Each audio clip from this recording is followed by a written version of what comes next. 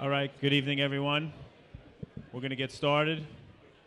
Squeeze in, find a seat. We're going to be here a little while. Okay. Good evening and welcome to a special meeting of the Council of the City of Long Beach held Wednesday, January 30th, 2019 at 7 p.m. We'll have a roll call. Councilmember Bendo. Present. Councilmember Mandel. Present. Councilmember Moore. Present. Vice President Diamond. Here. President Aramo. Here. Let the record indicate the presence of Acting City Manager Michael Tagney and Corporation Counsel Robert Agostisi. We'll now have a salute to the flag.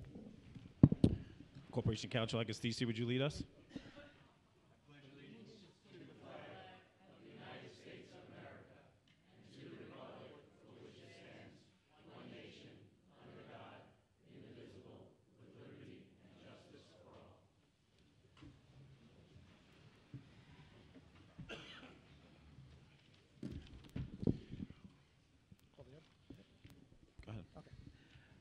Our first item this evening is a resolution appointing an acting city manager for the City of Long Beach. All right, good evening, everyone. I want to thank everyone for being here on such a bitter night. Especially want to thank Commissioner Tagney for being here while he's suffering through the flu. So we do appreciate everyone being here. I'll start with how we got here this evening. So everyone knows we haven't had a permanent city manager in about a year now. We did go through a search. The finalist unfortunately failed our background check. So we decided to take another route. We looked into hiring a search firm. So there's been some talk of that in the media, and we did discuss that.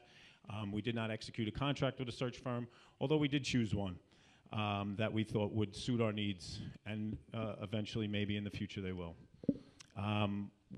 One of the council members did suggest we revisit appointing Rob Agostisi, and all the council members met privately with Corporation Counsel or with another council member to discuss what we desire and what we need and what our vision of the city is, and that's how we get here with the resolution tonight. The reason for a special meeting is a couple reasons, and this evening is a couple reasons as well. So. This is really important. Everybody knows that. It's probably the most important thing that'll happen this year. So if we did it at a regular council meeting, this would get swallowed up. And we just want to focus on this. It's that important that it gets its own night, much like the ZBA does. When the ZBA has a really big case before them, they do a special meeting. So it's very similar to that. Also, it keeps us on focused on the topic at hand. This is it, one item. So, and then there's some personal issues as well. Rob has a family obligation on February 5th, which would be our next meeting, so he cannot be there. So, in terms of planning in terms of planning for the future, it just made sense to do a special meeting and to do it tonight. That brings us to Commissioner Tagney. Commissioner Tagney has been doing two jobs for one salary for over a year. He's labored through budgets, fiscal crisis, perpetual audits and reviews, all while supervising the police department. His exemplary service to the city over his entire 40-year career, and especially over the last year, never went unnoticed or unappreciated. His decision to forego the city manager's salary while performing two jobs resulted in substantial savings. Thank you. And more importantly, speaks volumes as to his character and commitment to the city. Nevertheless, it has become an unfair situation to the commissioner, and we've reached a position where we now must address it. Adding to the urgency is the police department lost one of its longtime lieutenants in October, and just another one today. We had a retirement. So congratulations to Lieutenant Stark, who retired today with an exemplary career.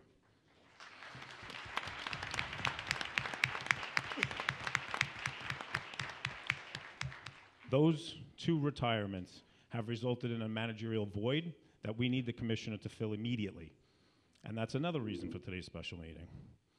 Ideally, we'd have liked to ease Commissioner Tagney's burden earlier, but the simple reality is that we needed him. With that said, we also feel obligated to allow Commissioner Tagney to return to a job where he has served the distinction for more than 40 years. Commissioner Tagney On behalf of the city, I thank you for your incredible dedication and service to the city. And let's hear a round of applause for Commissioner Taggart.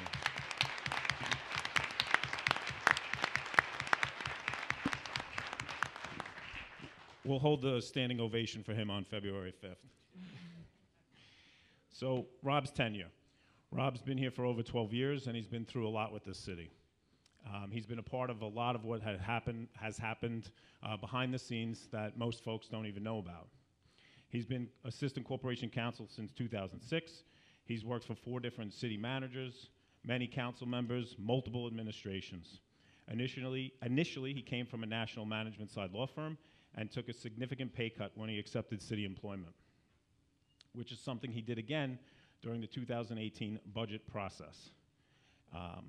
He graduated from Hofstra, and he also graduated from SUNY Albany Business School. He served as the president of the New York City chapter of Labor Employment Relations Association and the vice president of the Labor Employment Law Committee in the Nassau County Bar Association. So some of the characteristics why we know that Rob is going to excel at this job. The first thing that stands out is his measured and diplomatic approach to people and problem solving. The work he's performed through multiple administrations, consisting of very different people from very different political parties, highlights a key trait that's common among successful leaders, which is the ability to work with a cross-section of people and advance the organization's interest. After having worked with Rob for many years now, I can assure you that Rob is the person in City Hall who you know, and as an elected representative, will put the city's interests first. I've seen this, we've all witnessed this on countless occasions, and he does it in different ways. Some of his successes are high profile, and we're going to discuss them. More often than not, however, it's the little things which never become big things that the public doesn't see that sets him apart. So I'm just going to run through some of the accomplishments that we may or may not know, and Rob's part in those items. So I ask you for your patience, but this is important that everyone knows this stuff. A recent example of this is the access agreement that the city recently signed with Lido Executive Towers. That allowed the Army Corps to enter a small, privately owned sliver of land within the city's boundaries and was needed to complete the Dune project. After learning of the issue for the first time over the summer, and under a lot of pressure from the DEC and the Army Corps, Rob waited for the town of Hempstead to sign an agreement with Lido Towers before acting. In other words, he waited to see what Lido Towers was willing to concede before giving away any city concessions.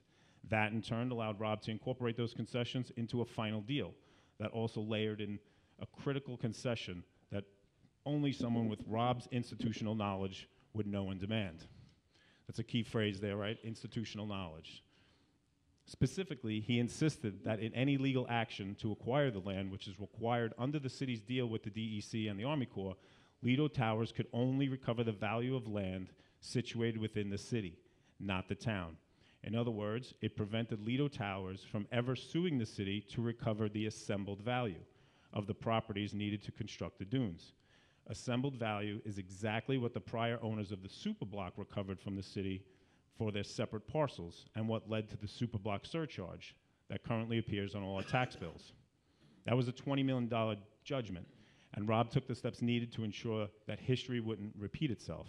Again, only Rob would have known about the assembled value and request such an item in the beginning of the negotiations. Other examples of Rob's recent contributions include his absorption of the critical infrastructure bulkhead project, which resembles a jigsaw puzzle. For all intents and purposes, Rob has become the point person on this project, monitoring benchmarks from the internal staff and applying just the right amount of pressure on outside agencies when the opportunities arise. This project is going to be a game changer for the city, and it's probably one of the biggest regional projects that's going to happen. The same goes for the planning of the sewer consolidation with Nassau County, which is most challenging and complex and the largest transactions that the city has ever encountered. That's going to be a regional benefit and probably one of the biggest in New York State when we get that done. And Rob has been the point man on that. And he developed a plan to advance it this year. These are the things that the public only catches a glimpse of but never really fully sees. The trait which sets Rob really apart is his knack for shepherding the city through matters of crisis. As Rob likes to remind us, first month at Corporation Counsel was the Superblock decision, which instructed us to pay a former property owner $20 million in damages, the revelation that iStar was seeking a $128 million pilot, and the fire department restructuring. And 1 month later, the Haberman default judgment decision. These intractable problems have plagued the city for generations, and each of them seemed to come to a head right when Rob became Corporation Counsel.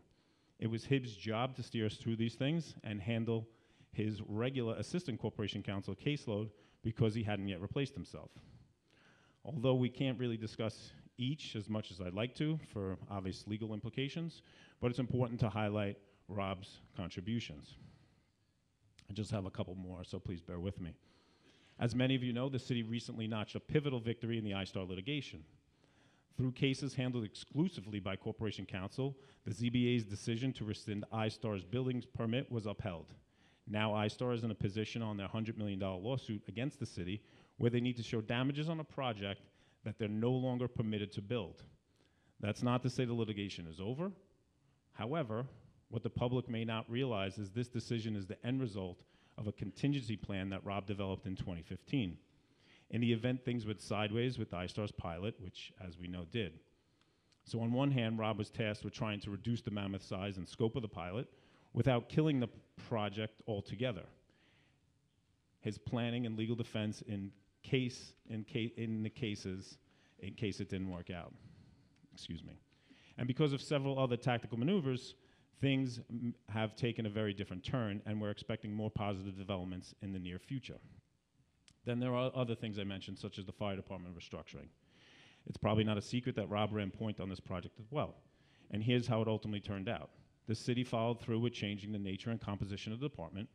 We now have internal pre-deployed paramedics who run the first due ambulance and who have decreased the city's initial EMT response time for the first due ambulance to under 5 minutes. That's a remarkable accomplishment. We've also added a layer of paramedic protection by incorporating the free backup services through South Nassau Community Hospital, all the while, perhaps most remarkably, since the fire department was restructured in 2015, it is the only department in the city that operates, its operating expenses has decreased year after year. While healthcare and pension contributions continue to skyrocket, that department is the only one where expenses has decreased. And we thank the fire department for working with us to attain those savings for the community. There's not much I can say about the Haberman litigation, as the damages trial is currently scheduled for the spring. Suffice it to say that Rob has been fighting his way off the ropes ever since he inherited the matter when he became Corporation Counsel. Through that span, he's absorbed the blows, but has gradually battled back to the point where the city has actually been able to land some considerable punches in the recent months. This is due to a reevaluation of legal strategy, which Rob has spearheaded, along with the contributions of the city's experts, which took approximately 6 months to find and retain. Of all the legal matters affecting the city, this one is obviously the most immediate and pressing, and things are evolving very quickly. What I can say is that the council knows the action plan, and that the city has been put in the best possible position to emerge from this case in a manner that is designed to assure our viability as a city. There's also some jury trial stuff that Rob spearheaded that Councilwoman Diamond had wanted to discuss. Sure. Earlier we mentioned a number of different cases that Rob has worked on in his capacity as Corporation Counsel or Assistant Corporation Counsel. But often Rob is called upon to defend the actions of our employees, whether it be our police or other employees who act in their capacity as members of our workforce. In November 2016, Rob represented the city in a federal jury trial. This was a police false arrest and excessive force case where the city was forced to admit going into the trial that it had unfortunately mistakenly arrested the incorrect person. The exposure to the city in this case was estimated to be anywhere between 1.5 million on the low end and 3 million on the higher end. And here's what's happened. The city won its first complete jury verdict in a generation. The verdict was groundbreaking in another way as well. It was the first time the city in its history had a sitting corporation counsel try a case through the entire litigation through to verdict. It also bears mentioning that his adversary was probably one of the best well-known civil rights attorneys in Long Island. I can only describe Rob's efforts on this matter as a result as it speaks for itself. I will just say that his ability to juggle this jury verdict trial, which all the attorneys in the room know is no easy task, this while not letting anything slip through the office and any of the other cases or matters fall behind, and never missed a beat. Shortly before this jury verdict, earlier that same year, Rob helped to recover millions of dollars in back taxes during the Allegria auction, and we're thrilled to say that the hotel is finally current and up to date. More impressively, however, Rob managed to achieve something truly extraordinary that year. He figured out a way to recover millions from Nassau County in arrears on the Lido Sewer District without engaging the county in litigation or any other municipality. Rob remained steadfast in his belief that the city must avoid suing another municipality or government agency except as a measure of last resort, and that has been his approach to cases up until today. He recognized the city's long-term interest in intergovernmental collaboration, which you see in a number of programs and projects that we have undertaken over the last few years. On the other hand, he also understands that the city cannot be taken advantage of in its dealings with other municipalities. So how does he make those two policies ends meet? In this case, he waited for the county to need the city for something. The county needed the city to enter into the first draft of an intermunicipal agreement on the sewer consolidation project, which we've talked about a number of times, and President Aramo just recently discussed. In other words, he held this intermunicipal agreement out as a carrot and made the county reimburse the city before entering into another draft intermunicipal agreement. Considering the level of pressure that both the county and the city received with respect to this project, as it was a massive project and a regional project, this was pretty astute that accomplished two major goals simultaneously. This is a great example of the subtle, effective advocacy that the public doesn't necessarily see, but from which the city benefits greatly on a daily basis in some of these large-scale projects. I'll just send it back to you. Thank you. No, not the insurance recovery? Okay. Lastly, we need to discuss Rob's efforts after Superstorm Sandy. It's easy to see and therefore appreciate the contributions of our first responders. It's not as easy, however, to see what the attorneys are doing behind the scenes. In this case, because of what the other attorneys were dealing with in his office, Rob was assigned to handle the city's insurance claim against its property carrier. What Rob did was work literally around the clock to assemble a team of experts led by him to evaluate over 40 city properties, which was an overwhelming task. The end result was the full payment of the policy's flood of $10 million within 30 days of the storm. Now, 6 years later, we all know what it's like to deal with huge property claims against insurance carriers.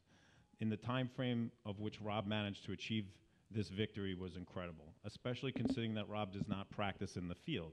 He had to learn on the fly and, more importantly, figure out how to deploy it. I can't overstate the importance of this cash infusion, which literally kept the lights on until help started to arrive from the state and federal government. This is the money we used as a down payment on all the other cleanup and repair contracts. We could not have done it without this cash. Relatedly, something I know Rob considers among his professional highlights is a separate lawsuit that he commenced against the carrier for business interruption costs, a claim which the carrier initially denied. Before bringing the suit, Rob actually shopped the case around to several law firms, none of which expressed interest because they didn't see the value in taking it on contingency. But Rob insisted that there was ambiguity in the policy and could be exploited, and decided to handle it internally. Suffice it to say, about 2 years into the case, the city recovered an additional $800,000, and I think the reason why Rob likes to highlight that is because he saw value where no one else did. And as we all know, he was right. There's also now a immensely popular sewer lateral program, which was triggered by the federal lawsuit that was projected to cost the city between $7 and $10 million in fines. It certainly wasn't popular at the time, but it is now. The case has settled for $0, and now people have a program which Rob rolled out in which they can opt out at any given year. Put differently, he replaced a tax increase with an optional fee, which also helps to clean out our waterways and reduce sewage treatment costs. In fact, our treatment has been reduced by nearly 20% in the last several years because of various city initiatives, the sewer lateral program among them. The sewer lateral program provides a good segue to highlight the recurring theme of Rob's employment. He plays the long game. He understands that broad initiatives may be unpopular at first, and he has been willing to shoulder the criticisms when he feels that the long-term benefits justify the short-term headaches. So many of the situations that I've discussed and Councilwoman Diamond discussed today were either misunderstood or wildly unpopular when Rob started working on them. However, he prioritizes a few key objectives, the most important things, and somehow manages to land the plane every single time. And that's no small feat. He disdains fluff. He focuses on projects and problems that stand to make a meaningful difference in people's lives. We're confident, I'm confident, that approach, because of the results we've seen. That's why we're also confident that he's the right person for the job. He has been here for 12 years. He has spent more time in this building than anyone, except possibly Commissioner Tagney, but retains objectivity to run the city and make the right decisions. He certainly has my support. So I tried to make it as short as I could, but unfortunately I couldn't because his list of accomplishments of what he's done for the city goes on and on and on, and I think having most of the city workforce here tonight speaks volumes. So with that, I'll take, unless any council member wishes to speak, I'll take public comment. I have some questions.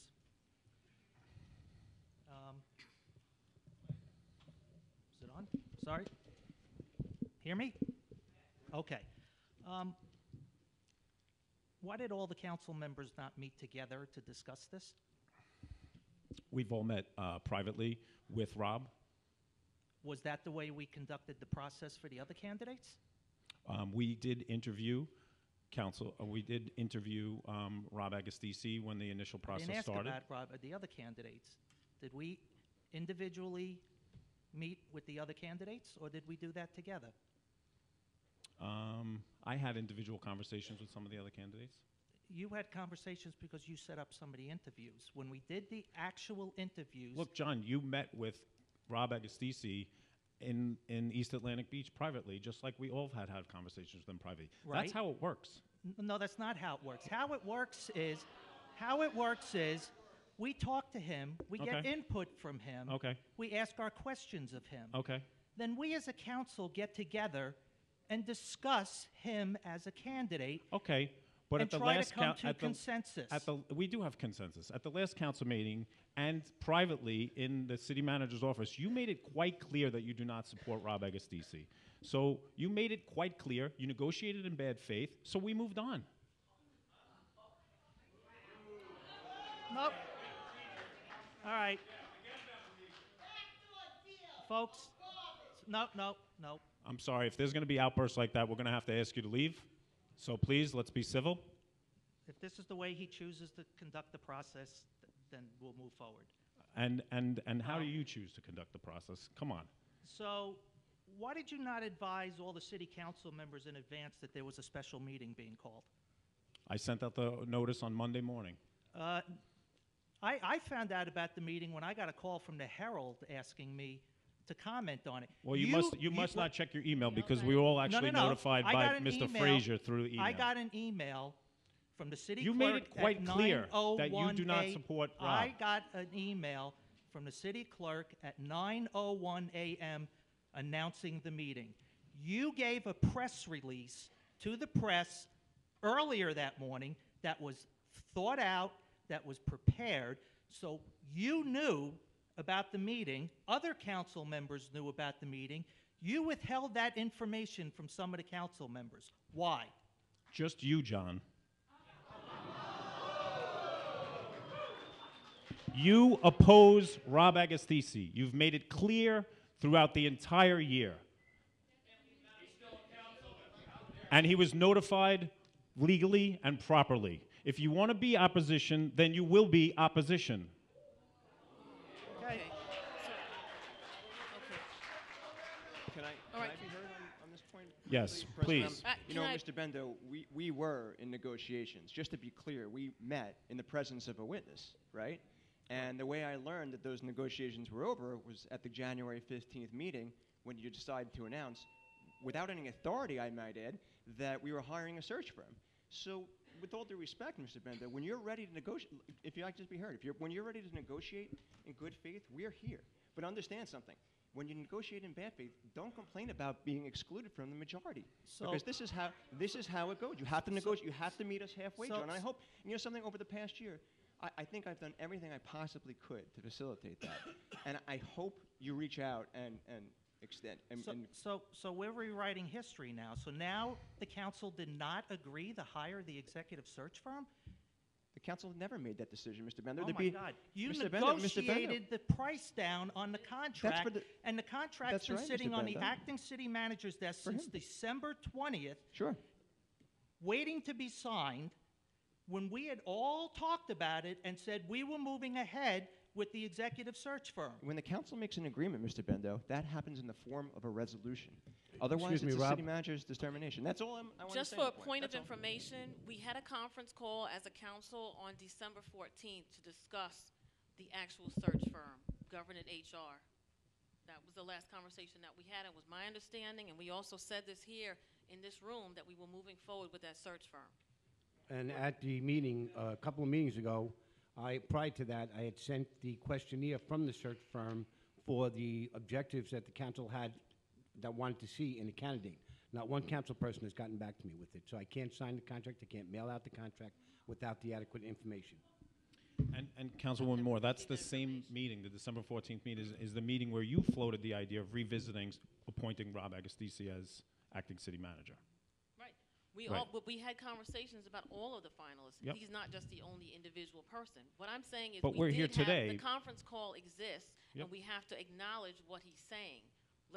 In other words, we all want to move this forward, but we don't have to attack each other to do it. Yes, Let's all stick to options were on the facts. table, and Rob Agostisi was brought back up at that meeting, just like the search firm was discussed. Correct. But Okay. the search firm, it was my understanding that we were moving forward with that search firm, which is why it fell into the hands of our acting city manager. So now we're hearing a different story, and we No, need it's to consistent, but why hire the It's not. search firm if we were going to move forward, which is when all the negotiations privately we've all had with It didn't happen on Rob? the 14th, and it didn't happen on the 20th. So the question is then, has the search for city manager, has it actually been officially closed? That is the question.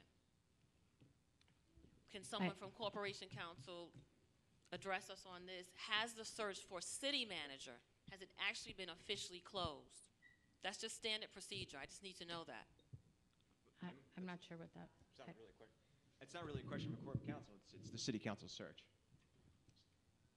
Which cannot happen until the questionnaires are returned. Well, but I think the issue, haven't if I received can any understand what questionnaire. your question is, whether we actually finished the search. I think as Councilman Aramo said, we had gone through the search. There was a number of finalists. We came to a conclusion that the one that we initially believed was going to be our choice was not. We believed that it was not, ended up being not the appropriate person that we all had agreed to together. And then we spoke about a number of different options. One of them was Rob. One of them was a search firm. I think we kind of pursued both of them at the same time, if I remember some of those discussions.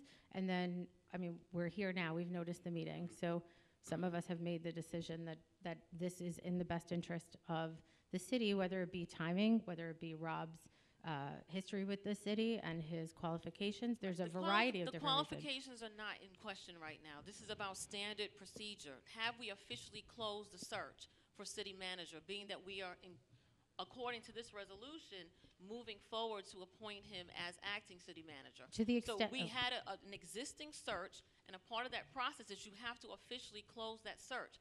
Have the candidates who are part of that entire search process, have they been notified that this search has been officially closed? I That's don't- just standard procedure. I don't know why we would do that until we've Why actually wouldn't we made our do that? selection. I think we would need to do that after we have a selection.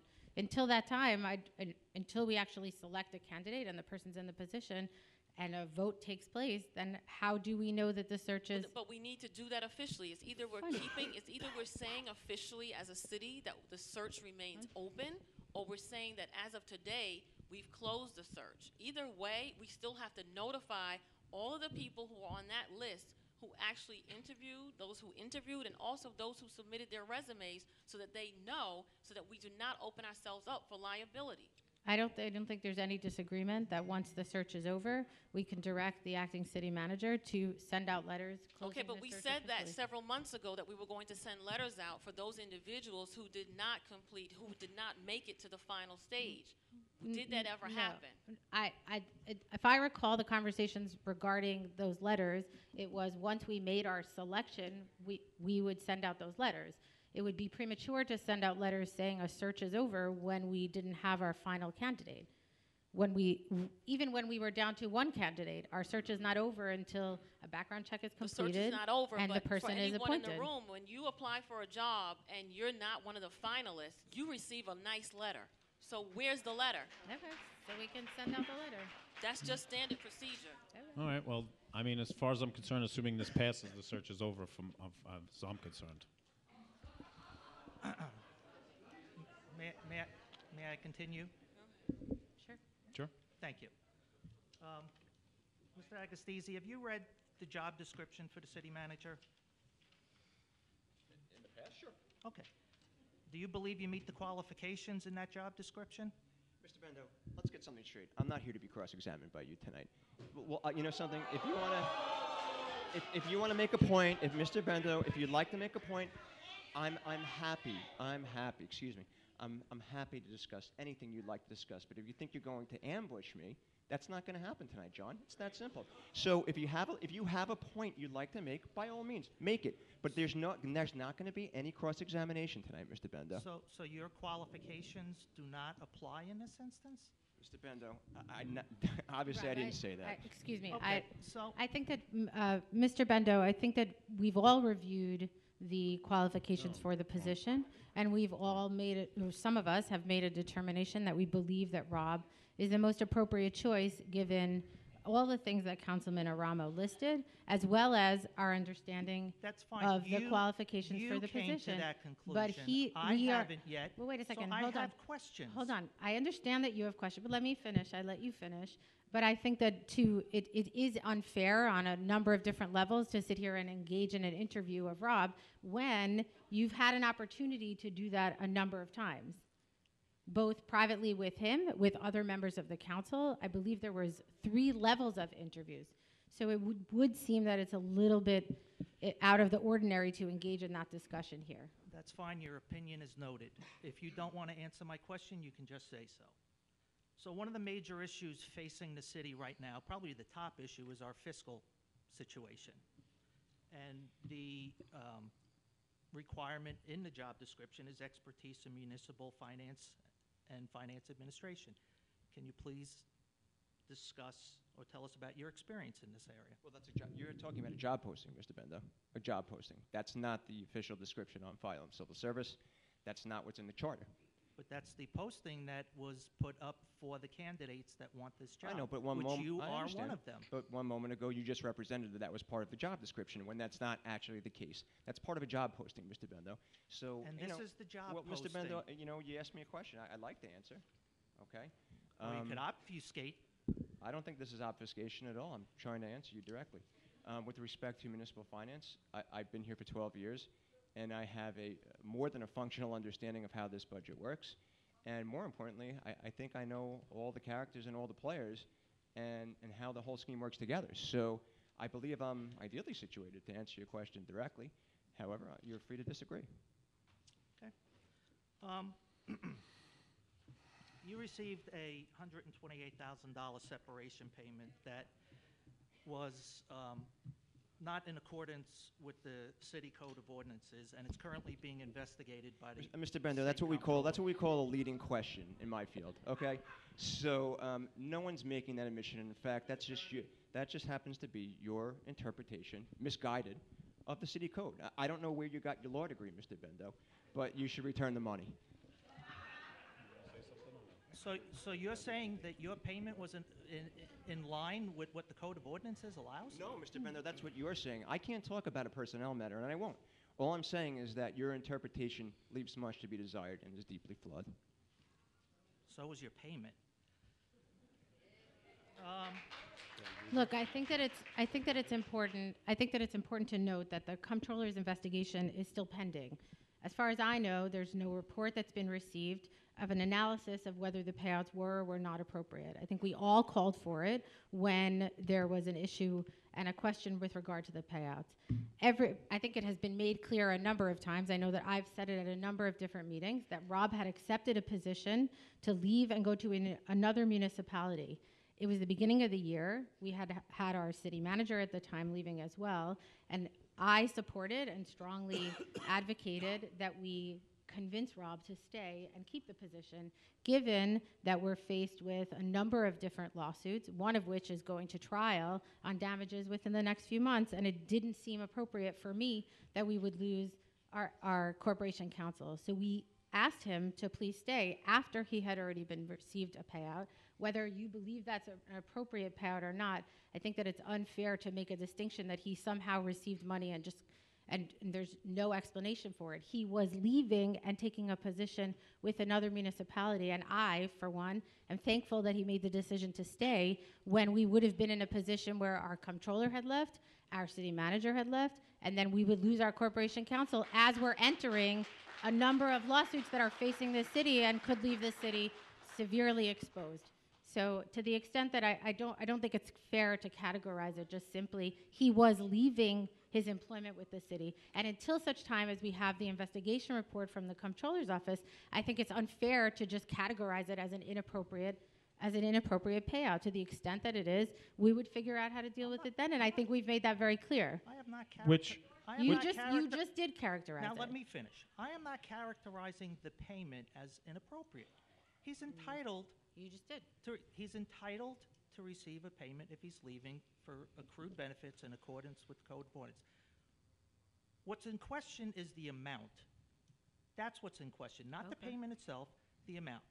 So if we're not going to address that here, people heard what I guess they needed to hear, and we will move on. The comptroller's office is doing an independent audit, and I believe that once we have that report, your answer will be there. I think I'd like to just add also to Councilwoman Diamond's remarks. You know, Rob was leaving, and we lured him back with a raise. And then he gave it back. I don't know of anyone that's done that, but when the true level of our fiscal position was revealed through the budget process, that Commissioner Tagney did an outstanding job, Rob gave back his raise. And I think that's important and Well, worth noting. I'll actually go one further. He did give back, and it was a $25,000 raise. It was not insignificant. It was not. It was not. And he did give it back, and he does deserve credit for that. Okay. So, as the resolution calls for you to still be, the resolution calls for you to hold two positions, acting city manager and corporation counsel. Being both the chief executive and the chief legal officer of the city, is that a conflict of interest since they're supposed to provide checks on each other? And if so, how would that be mitigated? I don't know if checks is the appropriate term. The corporation counsel is the advisor to the city manager, to be sure. The way the charter is structured is such that you have to be an acting city manager, you have to be an administrative officer of the city at the time of appointment and during the appointment. And I am, because I administer the office of corporation counsel. For those situations that where a conflict could develop, which is theoretical, and I do grant you that.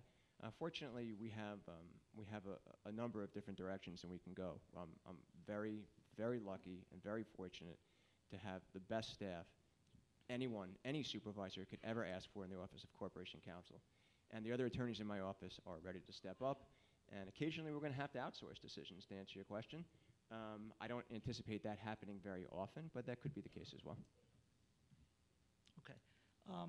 In the article that was out there about this, it said that you said you didn't need to reside in Long Beach as acting city manager. Who made that determination? That's pursuant to the charter. There is something in the charter with respect to residency, but only for the city manager. And I know this topic was visited in 2012 when that residency requirement was added, because I was sitting there when it was written, and we intentionally did not include a requirement for acting city manager, because you could be in a position where the role suddenly became vacant, whether resignation, death, you name it, and the city could be in a position where it had to bring in the most qualified person immediately, without delay, in order to ensure the continuity of government. That was the thought process at the time, and that's why there is no residency requirement for the acting city manager. Okay. On Monday, in that press release, it stated what you had said. What you're going to see in the coming weeks is the City Council and I will be rolling out a wide-ranging plan that will not only address what we see as the priorities for the city this year, but also an action plan to meet the challenges that we've identified. Have you discussed a plan with City Council members? To date, only in an offhand manner. Certainly, I don't want to be presumptuous. I'll wait for the vote before that plan gets rolled out. All right, so you didn't discuss it with all the council members, it's just on an individual basis? Yeah, that's correct. Okay.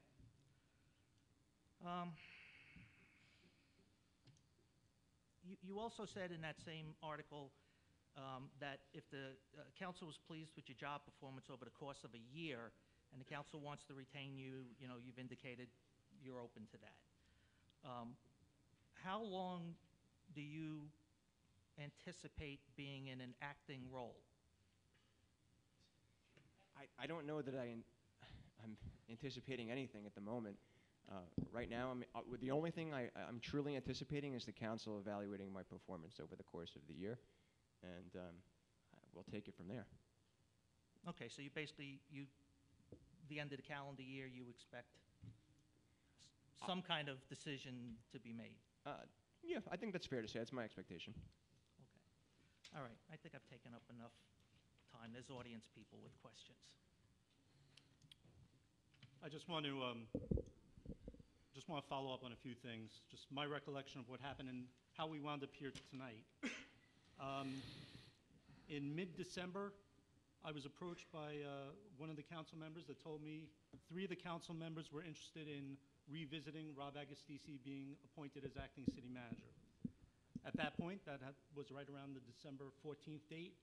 I was not present when whatever meeting took place where Mr. Bendo allegedly said whatever he said about Mr. Agostisi, so I can't comment on that one way or the other. What I can tell you is, after December 14th, I met with certain council members. I met with Mr. Agostisi. I'm advised that Mr. Bendo met with Mr. Agostisi, Ms. Moore met with him, Mr. Aramo, Ms. Diamond. Everybody did their due diligence. I understand the need for the special meeting tonight. Commissioner Tagney did a fantastic job, really not celebrated enough, ushering us through both the budget season and the summer season, which is our life in Long Beach. My understanding of tonight is not the hiring of a city manager, and I think we're conflating 2 different processes.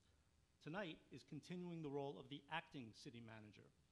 We have a wonderful resident here in Long Beach, Commissioner Tagney, who took on the role not because he wanted it, but because we made him.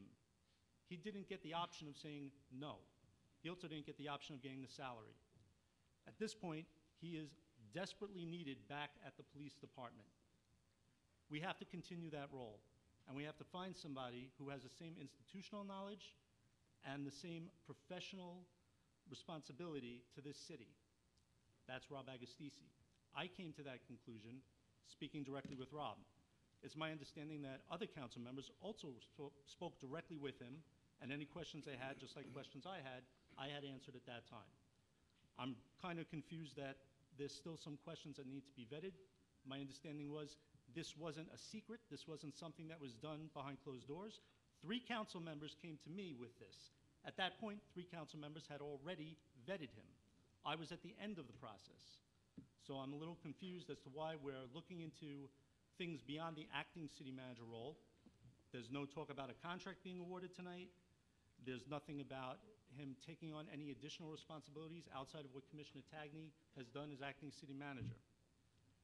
So I just want to make sure we're following the spirit of what tonight is supposed to be, and we're not misunderstanding the history that got us here. So I just wanted to add that. Thank you. Thank you. Okay. Thank you, I Councilman. need to add then, because I'm very troubled by some of the behavior that I'm witnessing tonight on this dais. I don't even think we should vote now. I think we should go upstairs and try to work some things out before we make decisions based on emotion. But at any rate, I want to kind of take some of the people through the process. There are a lot of people here tonight, and I need to give you the context of how we got here in terms of the timetable. That timetable has been something that all of us have looked at, and I think this will pretty much help you in terms of some of the questions that are here. But I also feel that I need to make a statement this evening because, again, I was also under attack with respect to this search process. So for many of you, you know that on January 2016, that we came together as a community to really light the fire for change for our local city government. It's not a secret that I have sat alone for the majority of the 3 years as an outsider. As a top vote getter, I was told that you need more experience, but I'm the only person that holds 2 communication degrees. Without the 3 votes, my motions have been systematically blocked, tabled. My contributions to this city have been pretty much ignored. City workers right here in this room have been afraid to stand next to me and take photos with me for the fear of retaliation because you can't be labeled a Moore supporter. The retaliation is too great. For the past 3 years, I have watched Newsday as well as local news media outlets walk by me after a city council meeting because I'm invisible. Yes, I have been called, and I was called several times by John Asbury on several occasions, and I was also misquoted by Asbury. One, to either support the city's agenda or to completely discredit me. However, you may remember way back when in 2016, I challenged by asking questions about the Channel Park housing bed bugs, and from that time, Newsday would not quote anything with the words Anissa Moore in it. However, on Monday evening, this attack tops it all. I thought on July 3rd of 2018 that was enough, when actually it was Bendo and I came into this building, the City Hall, right after the whole bond vote. We were locked out of the 5th floor conference room. However, driving to work, my Facebook notifications were flying off the hook on Monday, only to discover when I reached the parking lot, there was a quote from Anissa Moore, who was featured in Newsday. Anissa Moore in Newsday? Why now in 2019? Why all of a sudden do I have a voice? When I have never been given the opportunity to speak for this council or for the past council, the answer is never. That's fake news. So I lectured all day knowing that my character was assassinated in Newsday as well as social media. Why? Because the article was used to misuse my credibility to support the majority. If I'm not good enough to speak for you from 2016 to 2019, then why am I good enough to speak for you now? I was never even considered. You remember in 2018, no one gave me support in terms of leadership. I wasn't even considered to be a pseudo vice president. Now, in 2018, if we're all fair, the reason why we're asking all these questions up here is the fact that the council only met 4 times in 2018 under President Aramo and Vice President Diamond's leadership. That's why there's all of these questions being asked. We're not trying, at least for myself, I'm not trying to attack Mr. Agostisi or anyone up here, but I have to tell you the facts so you understand why we are where we are right now. So please bear with us because we have to work this out as a city. And so the search for the city manager started the same way. Some of you were here. I motioned that we establish a time reference, 4 months, for acting city manager Tagney because we understood that there was a burden for him to do 2 jobs. I remember sharing during that council meeting that, again, I had participated in national searches. I'm currently participating in a national search. Once again, my expertise was ignored. The motion was tabled. Now, that brings us to the timeline. Here's the timeline. An informal interview with Mr. Agostisi was conducted on January 8th of 2018, okay? The only person that was not present because of a family commitment was actually Councilman Mendel. On March 21st, 5 finalists, 5, were selected from the candidates pool. The council agreed to conduct telephone interviews for the out-of-state candidates. Again, March 21st. All right, on March 28th, 2 phone interviews were conducted. On April 4th, 1 person who came into the office was interviewed. Again, all of us were present. On April 15th, however, 2 candidates were interviewed via Skype. The candidates were identified as finalists. That brings us to the fact that it wasn't until June 13th of 2018 that we met with Mr. Agostisi, because at this time he had been identified as a finalist. It was not until December 14th, when the conference call was held with many of the people who were right here on this dais, we had a conversation with Government GOVHR, which was the executive search firm. That was the conversation that we would move forward with this search form. Now, that brings us to where we are right now. I have witnessed a year of failed opportunities for us to obtain a city manager during this search process. Yes, the council established several finalists. The outcome proved unsuccessful, but again, that was in 2018. After endless conversations and ongoing discussions, it became obvious to me that my colleagues had no intention of moving forward with the search firm as proposed by Councilman Bendo. That's when everything kicked in, because it became, once again, January 3rd. Therefore, I felt, as a member of this council, it was my duty to try to move the city forward. I did believe at that time that we could move forward. With the hopes of moving forward, I actually emailed the following words to Mr. Agostisi with the other members of the council. That would be our theme for this year: focus forward, stability, accountability, renewed purpose. I did send those words because I believe that we can move forward, and I still believe those words now. But those words were left out of Newsday. So why was I singled out? Oh, because it's 2019, it's election year. Oh, that's right. The most recent action was cold and calculated, cast a dark shadow on Anissa Moore once again to discredit her with the people. The system, which is corrupt, tried to use my love for the people in this city against me to destroy my political future in the city of Long Beach, to elevate someone else for the city's sake. So before we vote on anything, why would I support a plot that was devised to actually destroy me? How are we going to move this city forward? We have to move this city forward. The morale of the city staff died in 2017. I want to move forward, and I want to vote with the best of my ability, but the games keep being played, and I'm tired of the games. So I need to know today, from everyone that's seated on this dais, how can we move the city forward if we have not addressed the past? How can we grow as a council and unite our city if the foundation is not built on integrity? Council, I need to know, are we going to stop playing the games? People are suffering throughout our entire city while we play. People are drinking brown water right here in City Hall, and they don't have any heat because we're playing a game. We got to move forward tonight. I have to say that. So while Mr. Tagney successfully helped the city to achieve our budget and did so much more that we can't even list tonight because of time, we have another issue here. The overtime spending has exponentially increased. Again, our silence is betrayal to the very people that we serve. How many more people are going to be hired? How many poor hourlies are going to have to wait to move from $10 to $15 because the paperwork is still sitting somewhere since last summer? Does anybody out here care? That's the question. When is the bleeding going to stop? The hemorrhaging has to stop. And I believe now we need to put all of our differences aside. We need to build on this year, but we can't build if we don't address all the self-interest, the deception, the betrayal, and the lies. We can't move forward. Where is the apology to this public regarding the failed search? We failed them. Before we vote, 2 questions. Mr. Agostisi, can you stop the hemorrhaging? How will you restore the public's trust in government? People have been waiting in this room and outside for over 40 years. The corruption has to stop. President Aramo, you convinced me at the beginning of this year that we will do whatever we need to do together to move this city forward, and I'm still with you on that. So again, how can we use the opportunity right now to make this right?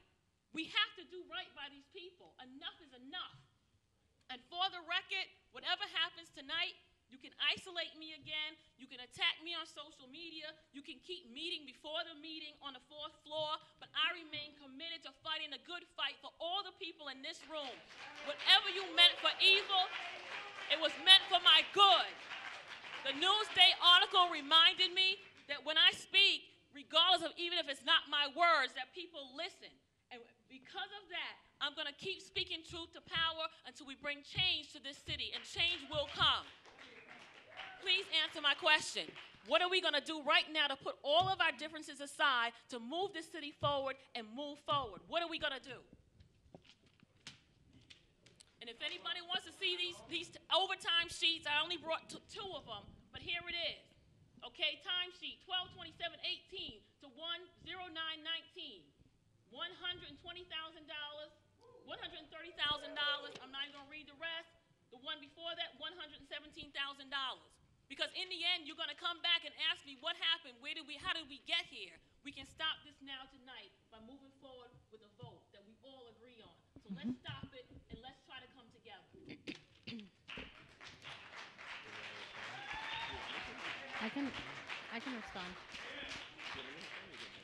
I can respond. Go ahead. Councilwoman Moore, I think that a number of the issues that you raised, one of the things that we decided in some of our discussions, whether it was individually or when the three of us spoke or four of us spoke, was that we believed that Rob, because of his experience with the city, as well as the fact that he could step in day one and really kind of hit the ground running and didn't need to begin to learn a system, that was the way to address some of the structural issues, some of the issues that each of us have, as well as each of our priorities. We each have individual priorities as well as collective priorities.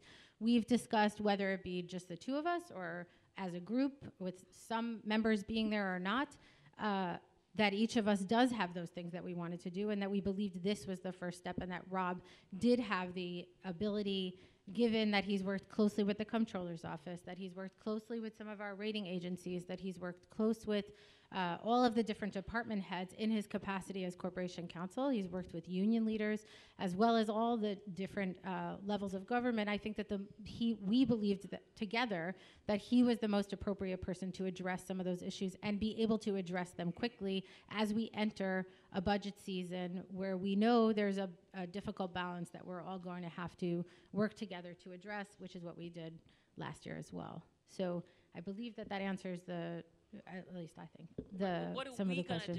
What are we going to do? We are going to take this vote, and hopefully it's successful, and we can begin immediately to address the priorities that we've each set forth. Some of them are the same, and some of them, each of us have our own individual things that we believe are strong. Right, but Mr. Agostisi has been clear about his promises in terms of what he's going to do and the leadership skills that he brings.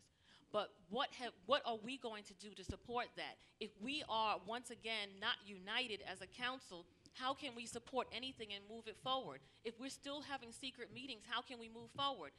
We have to make a commitment to each other to move the city forward. I don't know what secret meetings you were referring to. I'm not aware of secret meetings that have taken place. You and I have had a number of discussions in particular about this item, about this vote. You've referred to these secret meetings in the past. I just don't know what you're talking about. So you don't call them secret meetings, you just call them impromptu meetings. I don't have secret or impromptu meetings. I mean, when we arrive places, people speak to each other. I don't consider that a meeting. If I may, I just want to, touching on that one issue about meetings. If there were meetings that took place, you mentioned something about the fourth floor.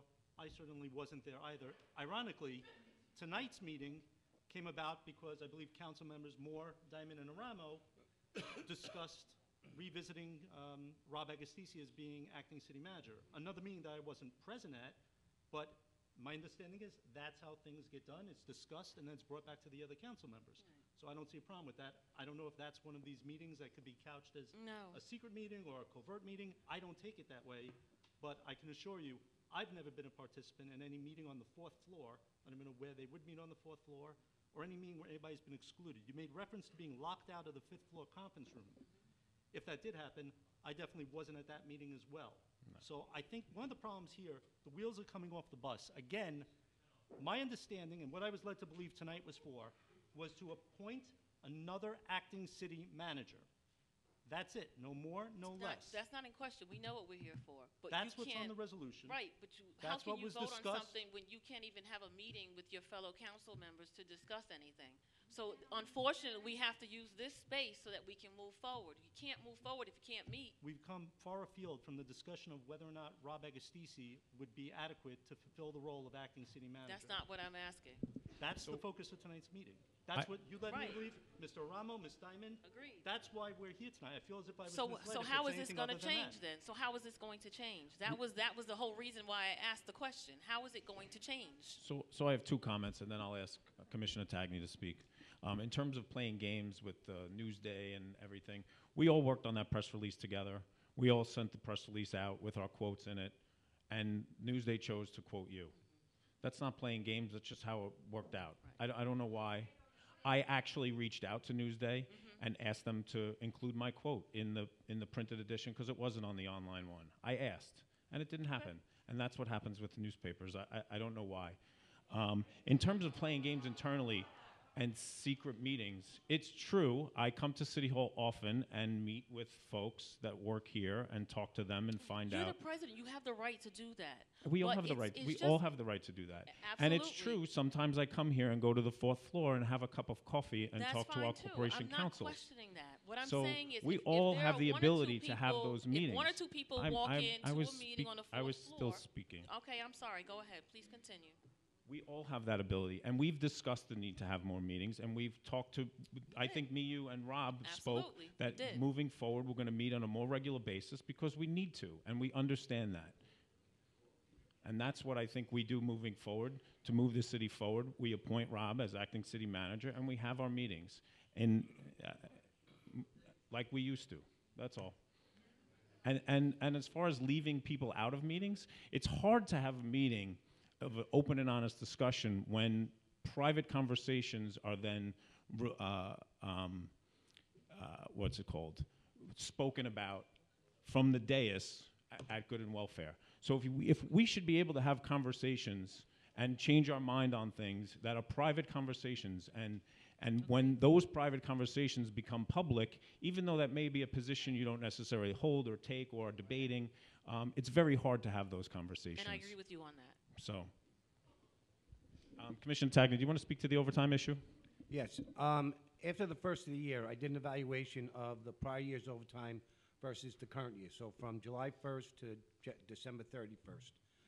We have reduced overtime by over $300,000 in that period compared to 2018 in the same time.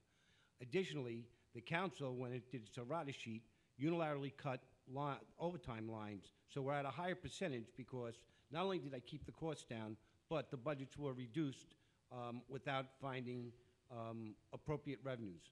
So we didn't enact the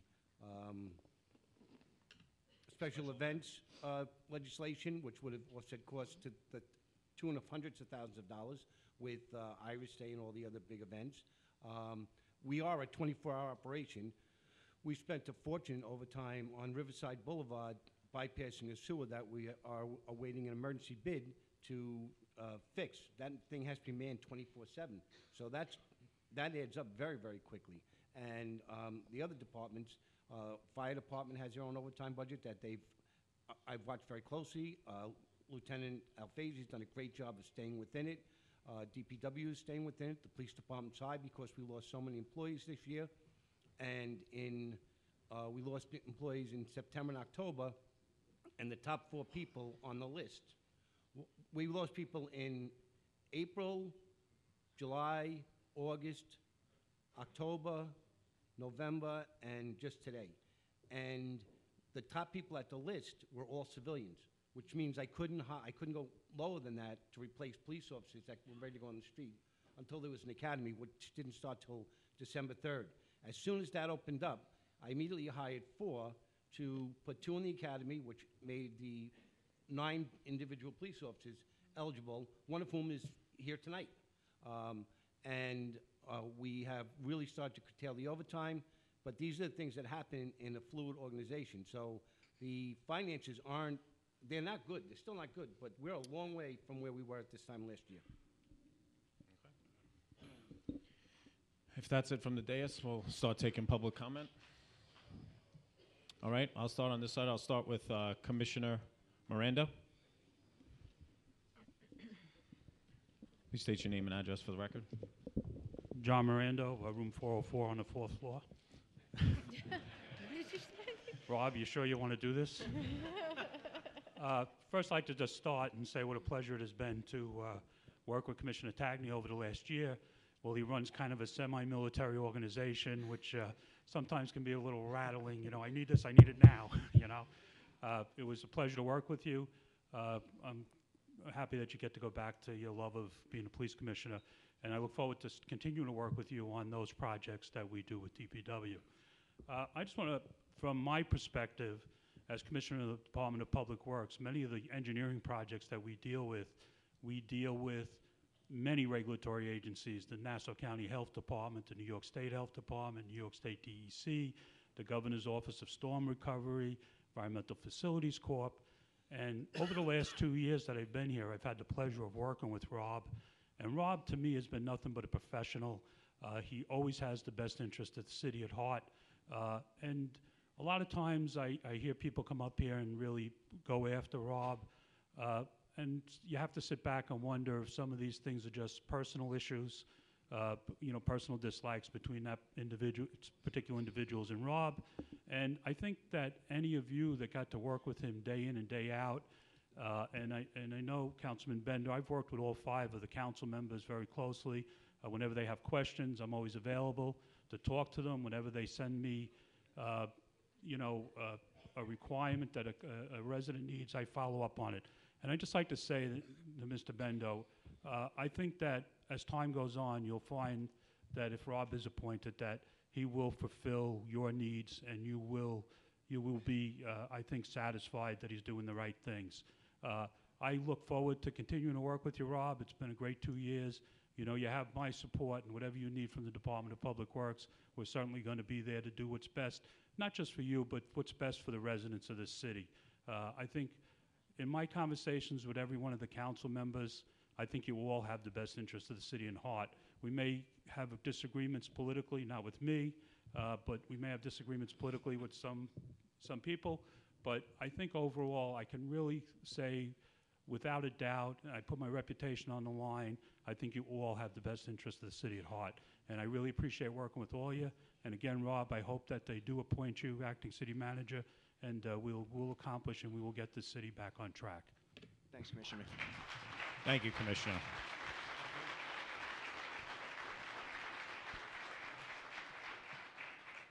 In the last year, I've worked very, very closely with Rob. We've dealt many very sensitive issues, investigations, contracts, and he's always been the consummate professional. He really watches out for the city when I would ask questions. He always put the city first, even in his potential to advance his career. He relented and came back to work for the city, and this would be an egregious mistake not to appoint Rob Agostisi. Thank you, Commissioner. Any other comments on this side? Sure, come on up.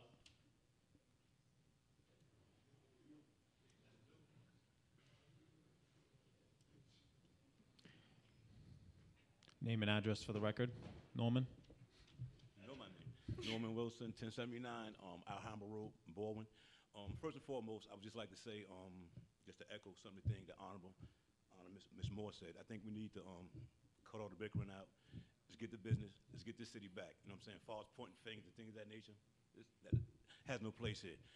Mr. Tagney, I just want to echo some of the words that our DPW Commissioner, Mr. Miranda, echo. I mean, working with you was a pleasure. At first, my background, people know me, they saying going to meet the police commissioner. I was like, whoa, I don't know about that. Police commissioner. But you know, but being with you, I mean, working with you, I mean, it was a pleasure. Far as with labor and administration, and like you opened the door for us to come on a weekly basis, to come to iron out discrepancies where normally, well, we don't have to come here and mudsling. We sat there, and it was good old-fashioned politics, good old-fashioned government that got a lot of things achieved. And on the way out, I would just like to say, thank you for that. And I just hope, if you get the vote, Rob, I'm not a fortune teller. If you get the vote, we look forward to working with you. Because working with you, we work with you on issues too, I'm part of the CACA, and you've been fair with us. And like I said, we need to get the city back together. All that bickering and beefing and all that finger pointing, it's not going to do nothing. So, in closing, I'd just like to say the CACA, I'd like to say thank you to the outgoing commissioner and city. No, not outgoing, going back. All right, going back to Cali, going back, and to the hopefully the new city manager. We look forward to working with you. Thank you. Thank you.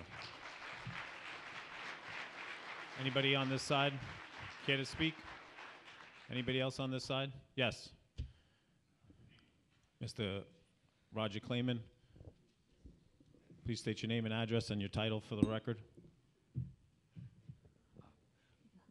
Roger Clayman, 206 William Street, Port Jefferson, New York.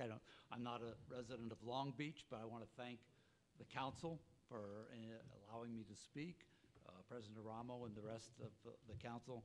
I'm the executive director of the Long Island Federation of Labor, and I'm here because you have an opportunity to make a very good choice to hire an excellent man in Rob Agostisi. The qualifications that you read off are extensive and impressive. And I think what's most important is that he has shown he's able to do it through thick and thin. And when I say thick, that's kind of the tough times, the natural disasters that you've had to survive here in Long Beach. The thin is kind of every day, which is maybe harder than the hard times, because you have to establish relationships in government that last and that generate mutual respect. And I think what we've learned from our unions here in Long Beach is that your approach to government is very constructive in dealing with them to create a climate where people can come to work and do the best they can. And it's not to say that it'll always be that way. I mean, there are generally disagreements that come up, but we know that you have a level of respect for people. And this is important, not just for the people who work here, the union members, but those who are union members living, and this is a union city, always has been. Those who live here, is about 7,000 with their families that live here in Long Beach. We wanted the city to succeed and to be a good place to live and a good place to work. So thank you, Council, for considering hiring a good guy like Rob Agostisi. Thank you, sir.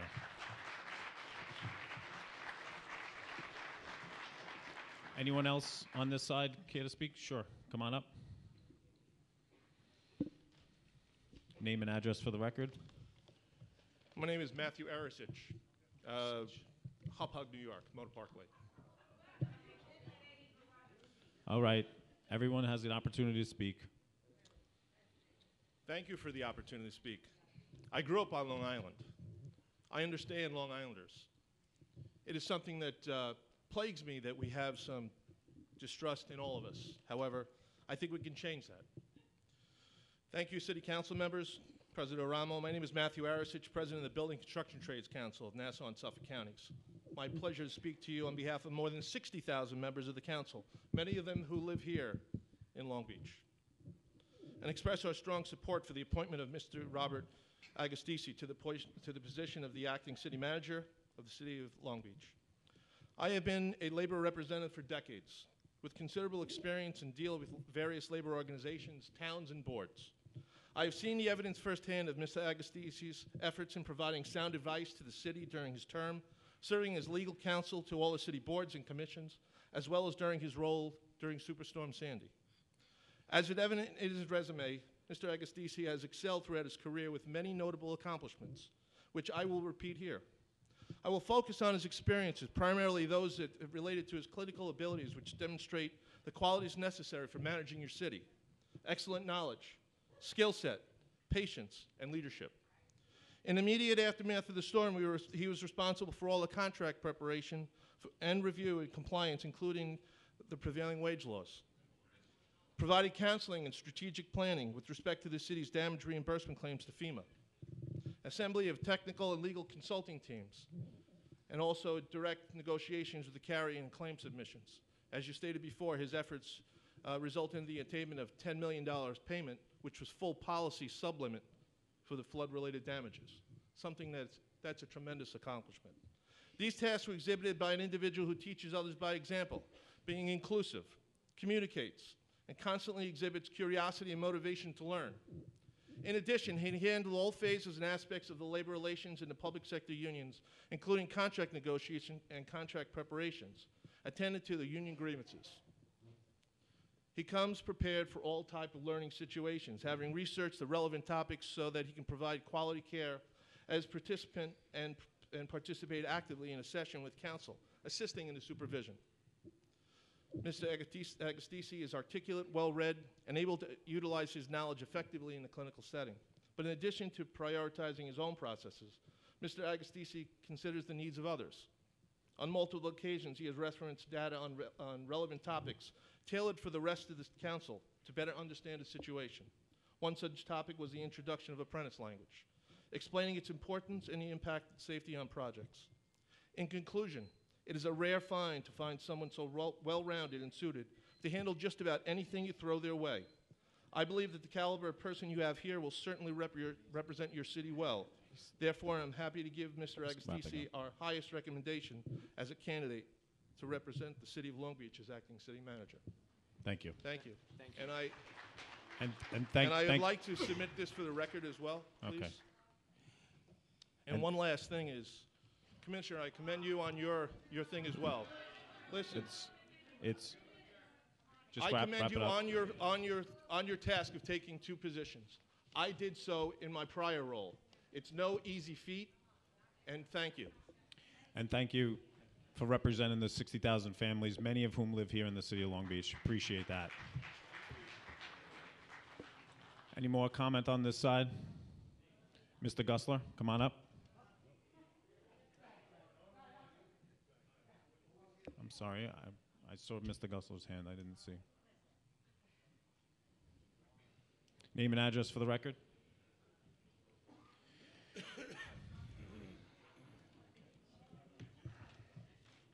Yeah, hi, good evening, Jay Gussler. Long Beach. Let me just, for the benefit of the people behind me, more than for you guys, all of the praise and all the stuff that you guys, yourself and Councilmember Diamond offered in support of this appointment. Basically, I'll summarize it for these people behind me. What it means is Agostisi has too much dirt on us for us to say no to him being our next city manager. That's you could have really just cut it down to that. You didn't need to take up all of our time.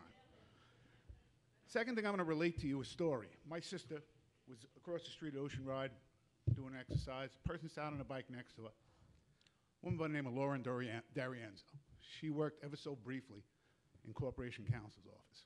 So while you guys are lauding him for all of his hard work and this, let me tell you what really goes on in that office. This woman quit that office after several months. And the reason she told my sister why she quit that office is because she didn't go into a career in the law so she could sit around all day and scheme about how to destroy people's lives. And that is exactly what goes on in Corporation Counsel's office an overwhelming majority of the time. She couldn't take it. It was toxic. She had to get out. She left. So that's the environment that Mr. Agostisi and the culture that Mr. Agostisi promotes. To touch on the comments from Mr. Mirando about him feeling that most of the attacks on Mr. Agostisi are motivated by personal dislikes, sure. I can tell you this, that if I'm driving down the street and I see Mr. Agostisi crossing the street, it's going to take every bit of willpower I have not to steer my vehicle into him. Do I hate him? It's not funny. It's not funny, Mr. Gussler. Oh, I'm telling It's you not how funny. I feel. It's not funny. This is the level of hatred that this guy engenders in people. Did I wake up one day and decide that I wanted to hate Mr. Agostisi? No, but it is through working with him and working against him that I was forced to feel this way about him. This is another point that you guys brought up about Rob leaving here and you had to lure him back. Rob was leaving here to go to work for Laura Gillen, who's the Town of Hempstead supervisor. The only problem is the Town of Hempstead Town Council cut off all of her funding for staff, so she couldn't hire him if she wanted to. So he wasn't going anywhere. There was no reason to lure him back. He was basically a man without a country. You guys he was a captive audience. You didn't have to give him a raise. Speaking of raises, on January 3rd, 2018, his salary was bumped up to $177,688. This was mid-fiscal year. was not authorized by any resolution that was brought before the council. I don't know how it happened. Sometime later during the budget, that same salary came to be discussed in the proposed budget as the salary, the new salary for Mr. Agostisi. But as it turns out, he was getting it all the time, back from January 3rd, 2018. I have the copy of the city Please manager's wrap it up. personnel action. Am I running out of time? Your time is up. Just wrap it up in a sentence. So all this talk about him giving back raises, he was getting that raise, and I've scrutinized every city manager personnel action since that January 3rd, 2018 action where he was granted that $177,688 salary, and I have not seen a corresponding city manager's personnel action that indicated the salary has been rolled back. So Thank I'm you, asking Mr. you, Goslar. Mr. Agostisi, what's your salary? Thank you, Mr. Goslar. What's his salary? Thank you, Mr. Goslar. It's in the budget. Thank you. We have a lot of people that want to speak this evening. President Aramo, if I could just respond to Sure. one of the things. I have to say that I think it's inappropriate to attack the Corporation Counsel's office. A number of the attorneys are here today. They represent the city regularly. I work for the New York State court system. They appear regularly. Their reputation is exemplary. And they repeatedly defend the city on a number of different cases and answer questions that are posed to them. So to use this as an opportunity to attack the entire office seems a little bit inappropriate, particularly given that they're standing right here. So I think that all of us who have dealt with them realize that they're very talented attorneys and represent the city well in each level of court or administrative agency that they appear before. Thank you, Councilwoman Diamond. And I would just add they're all underpaid as well. Ms. Dina Fiore. Name and address for the record, please. Dina Fiore, Long Beach, New York. First of all, thank you for your service. I'm sure you're happy to get rid of one. I totally understand that. I think what the problem with tonight is that there's this extreme lack of communication. This is an ongoing issue. We should not be here tonight. A room with CSE employees, nothing, you guys do a great job, thank you, should not have to be stacked or flooded with people. This should be about the residents. We don't need out-of-town union people. No. I understand. No. I understand. But there are other people here speaking that are not residents. That represent don't pay residents. the taxes here. We all do. What's sad, I think, is the fact that we've come to this point. It's not personal, Mr. Agostisi. It's the process that went on. We're over a year where we said we were going to search, and we haven't. Anissa, I think your point earlier, where the question should be, if Rob Agostisi is going to be appointed as an acting city manager, does the search end? Are we going to still sign that contract to look for a permanent city manager? Or does that end tonight, and we hope in December or January of 2020 that we're just going to appoint? That's the question I think you were trying to answer. I don't think that point came across. No. I think it's pretty disappointing as a resident to watch all of you people up here who are our elected leaders, and you do not ever get along. This is not about party. This is not about politics. This is about running our city. Everybody's got an agenda, and it needs to stop. Because November election is coming, and maybe most of you may still be here, and most of you may not be here. But we're a disaster. This city looks like crap. It's a disaster. Our taxes keep going up. We have zero leadership. We have zero vision, and we need somebody to take control. If that's going to be you, Mr. Agostisi, I hope so. I hope you know what you're getting yourself into. But if you can't respond to residents and your co-counsel, the council members up here, in a manner which is respectful to the residents, then maybe this job isn't for you. Maybe it is, maybe it isn't. I don't know. It's a very tough job, I understand, that everybody up there has to do. But you also have to learn. You got to let the residents vent, and you got to give them answers. But this response, one word, and the way you guys react to the residents is really unacceptable. We put you there. And as fast as we put you there, we can take you out of there. Thank you. So I would just respond that I disagree that the city is a disaster. And in terms of does the search end, we did discuss, I believe Councilwoman Moore and Councilwoman Diamond were there and on a call. We did discuss that we would evaluate Rob's performance after Labor Day, and we would decide what we would do at that point. So I would say the search is over, and we'll revisit that matter after Labor Day. Is that what we We talked about, yes, the evaluation, Yes. but again, that's what I asked earlier, and now you're saying the search is over, but we, as a team, we haven't voted or had any conversation to agree that the search is over. So we're right back where we started. we would be cutting his legs off. Anyone that came in, we're asking you to do a job. Oh, and by the way, we're searching for your replacement. Have a good job. Like it's just not how it would work.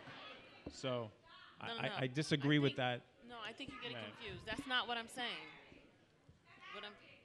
What I'm saying is, does the search, and I think that was a question, does the search end tonight? Which is where I started at the beginning to say, have we officially closed the search?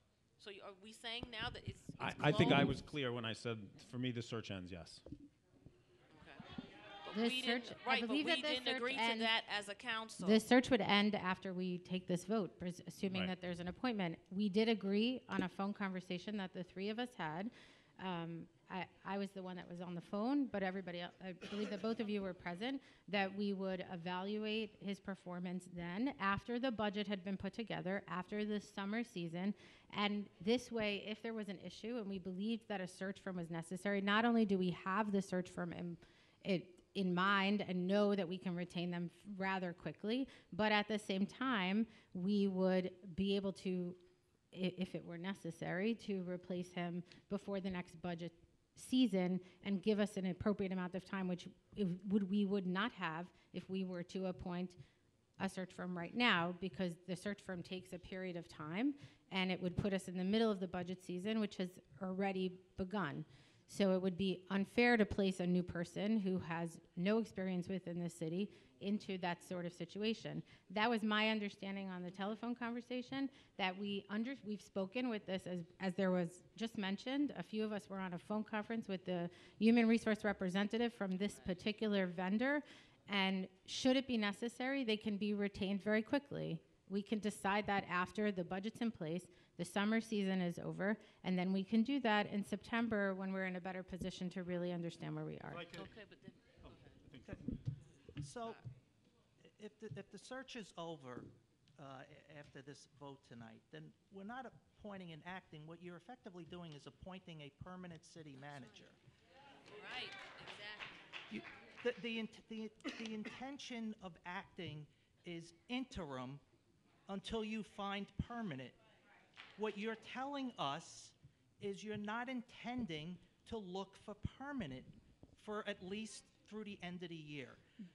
So what we're doing, in effect, is we're given the title of acting, but this is really a vote to appoint a permanent city manager. No, and in particular, if you look at Rob's comments to the newspaper, he specifically said that at the end of a year, he would consider and revisit moving to Long Beach and a number of other different issues. We can all decide that after a period of time. We are faced with the beginning of a budget season. Right now, to engage in a search firm is unfair to not only the candidate, but to the city as well. We can agree to disagree whether it's acting, not acting. We're appointing an acting city manager for a period of time, at which time we can decide whether we want to continue in this direction, whether we want to engage with the search firm and replace him. But to appoint a search firm right now is not only unfair to the candidates that you would have, it's costly to the city when you have a person in place, and in particular, it is unfair to the selected acting city manager who wants to run the city and cannot do so effectively if there's this search that is taking place right at that exact time. And it would put us in the middle of the budget, in the middle of the capital plan. The timing just doesn't work out.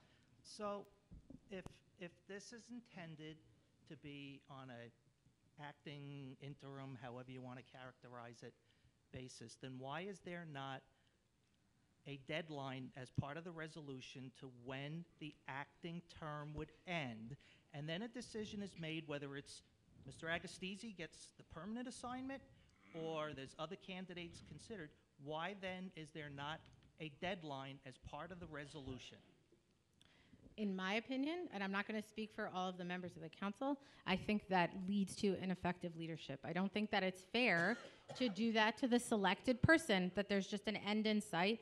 We need an individual who's going to be able to lead the city through the next budget season, through the next summer. There's all sorts of challenges that the city faces, both structurally, internally, externally. We need to have a person who is not going to just have a quick stop short.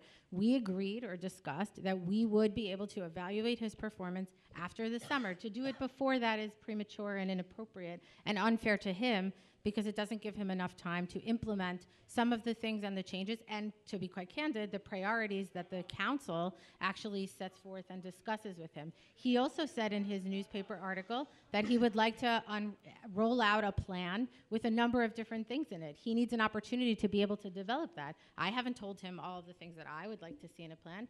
I don't believe you have, and I don't believe that everybody has. We've discussed random different things, but I think that it's inappropriate to just give him a quick 2 or 3 or 4 month period. I thought it was inappropriate to do it to Commissioner Tagney, and I think it's inappropriate to do it to Rob Agostisi as well. If we could just please quiet down.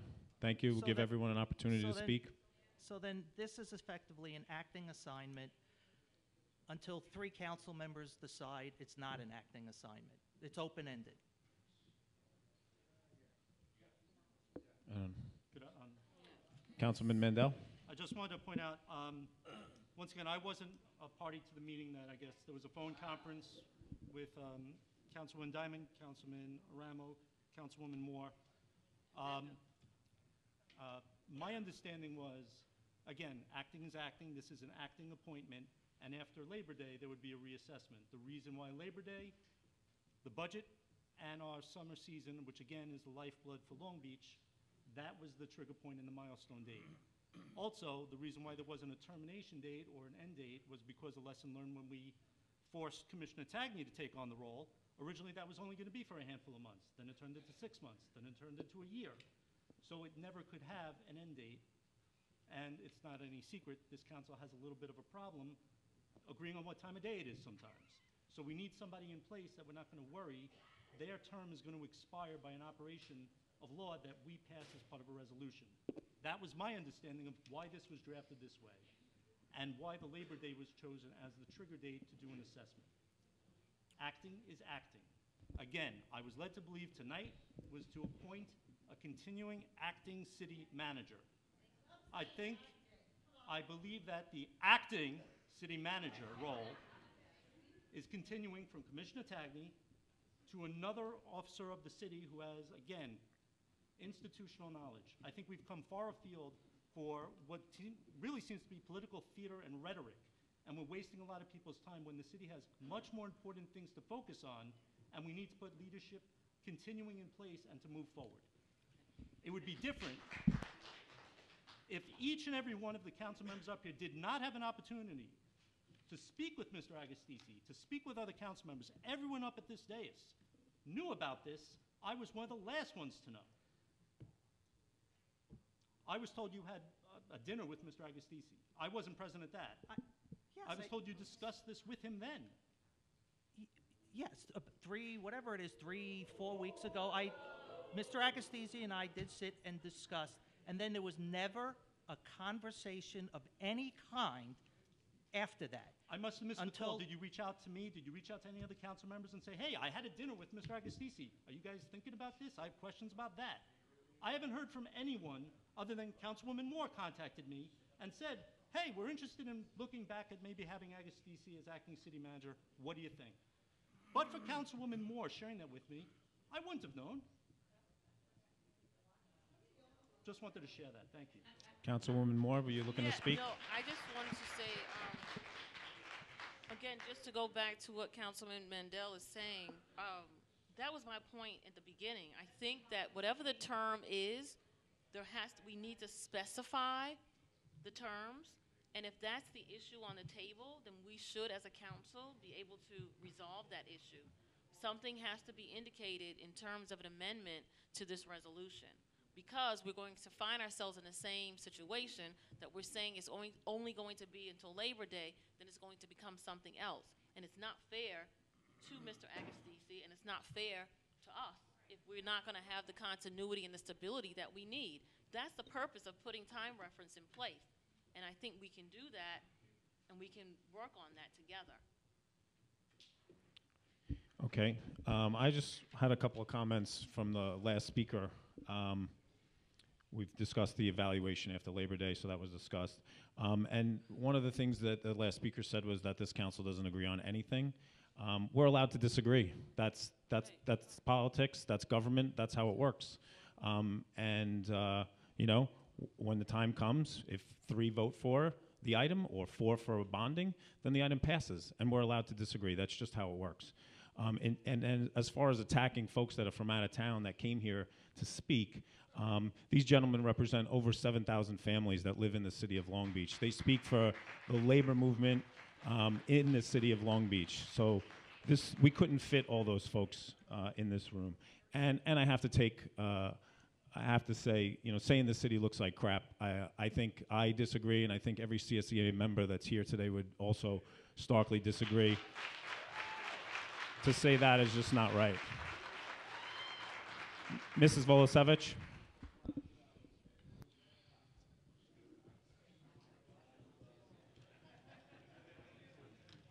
Good evening. Please state your name and address for the record.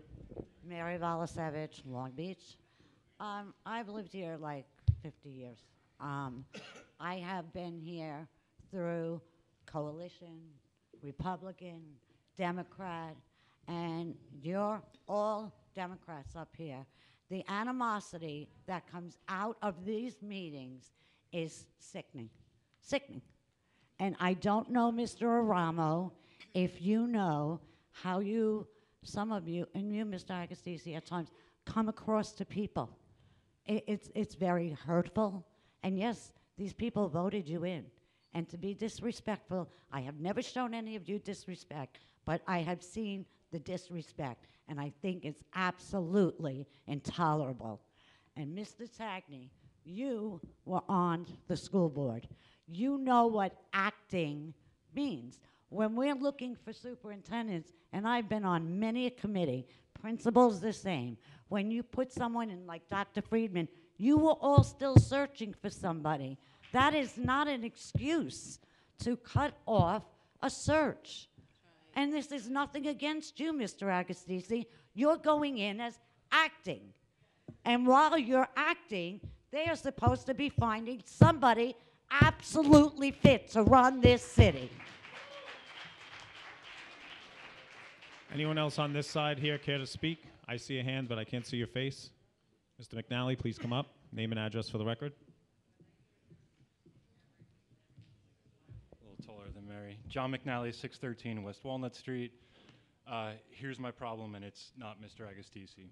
The legislative declaration of the Open Meetings Law states, in part, it is essential to the maintenance of democratic society that the public business be performed in an open and public manner, and that the citizens of the state be fully aware of and able to observe the performance of public officials and attend and listen to the deliberations and decisions that go into the making of public policy.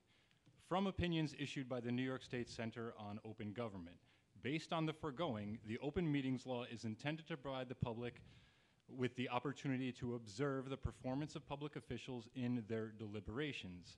That intent cannot be realized if members of the public body conduct public business as a body or vote by phone, email, or in otherwise not public manners. Granted, there is nothing in the open meetings laws that would preclude members of a public body from conferring individually by telephone or via email. However, a series of communications between individual members or telephone calls or communications amongst members which results in a collective decision or a consensus that will drive such a decision would be inconsistent with the law. Again, so it's clear from the press release, it's clear from I don't know how many statements you folks made tonight. You in your discussions tonight made yourselves all guilty of violating open meetings laws. You've conducted the public business and admitted to it repeatedly tonight that you have formed a collective consensus enough to affect a vote tonight by doing the public's business behind the scene in individual series of conversations. It is a clear violation of open meeting law. Again, according to the Center on Open Government, such consensus can only be arrived at via a public meeting. I fully understand the particulars of this matter and pertaining to a personnel policy may warrant an executive session, but I am also confident no such executive session took place, since all such meetings need to take place during the course of a public meeting. In short, though I fully understand it only likely means a short delay in the passage of Mr. Agostisi's appointment, I strongly recommend the council withdraw this measure tonight, hold a public working session meeting on the matter where your deliberations can be observed by the public in an open and transparent manner, and follow through with the legal vote at the next meeting. Otherwise, you are open to appointing a corporation council and acting city manager in clear violation. I would just say I disagree with your characterization. Anyone else on this side? Public comment? Well, he brought something up. I'll make a motion to withdraw the resolution, so we can have a working session to discuss this and see if there's consensus.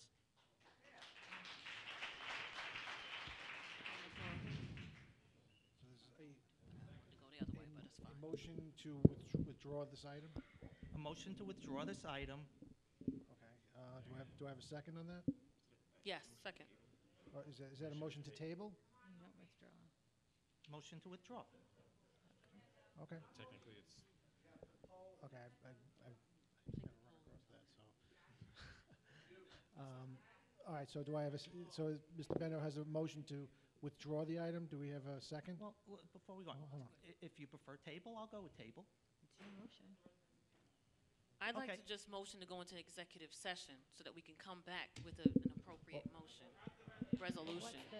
What's the reason for executive session? It's got to be personal. Well, it's not Hold going on. to change anything. It would have to be clearly delineated. I don't think we can do that. Can we have someone to assist Hold on, us hold in on, this we legal still have- matter? Hold on, we There's a still have, motion we on- still have a first I'll- motion on the table. Here's Let's- what we'll do. Motion to table, and then separately, we can have a working session, if necessary, go into executive to discuss this. You have So, to say what your motion is.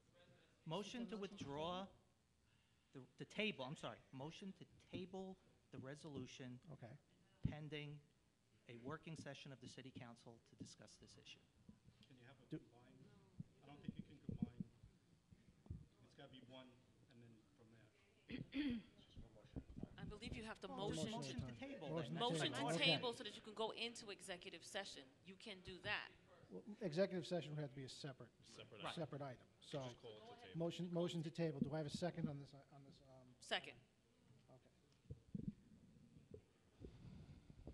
Motion to table. Councilmember Bendo. Yes. Councilmember Mandel. No.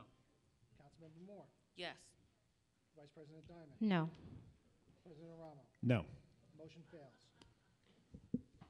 Next speaker from this side. Anybody else? No comments on this side? Oh, there we go. We got one more.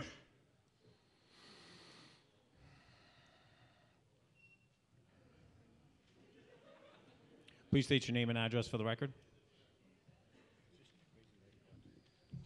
I think so. Thomas Connolly, 103 Taft Avenue, Long Beach, New York. I just have three quick things to say. One, I think it's despicable that you're pitting the CSEA against their own neighbors, family, and friends that are against this. It's absolutely despicable. There's nothing. We have nothing against them. Somebody clearly called them up, told them to come here in support of something that they either are in favor of or they were just brought here because they were told to come here. I have nothing against them. My family has a long history of unions. My dad was a Boilermaker, Local 5. He was a president union for 10 years. I've got nothing against any of these people out there, but it's kind of despicable that we're kind of pinned against them at this point in time. Second, so we're not talking about searching any further if we do appoint Agostisi tonight, who I've got nothing against at this point. However, what if, God forbid, he decides to leave a month from now or has something where he has to withdraw and we have no acting city manager? Are we going to start the process again? Why don't we continue to look while we are appointing him? There's nothing, I don't get where the process is here. So we hire him. We stop the process of looking. He leaves in a month. Where does that leave us? Exactly where we are now, with no city manager. You guys need to do your jobs. This is ridiculous that we have people coming here week after week and you never give us answers. Never. Ever. It's you. We appointed you. You work for us. And I'm looking at you because you never answer the questions. Third of all, actually, I don't even want to go into third of all because I think that's the perfect way to end this. Please answer the question. Don't just look us in the eye and say, we'll discuss this. What happens if he leaves?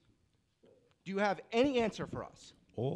There will be a acting city manager of record when Rob is, assuming he gets appointed, when any city manager or acting city manager. As of right now, if Mr. Tagney is unavailable, Rob Agostisi is this acting city manager of record. It'll be the same situation. Right. So say he leaves. We don't want to put Tagney back in acting city manager. He's got a lot on his plate. It would have to be an executive member of the administration.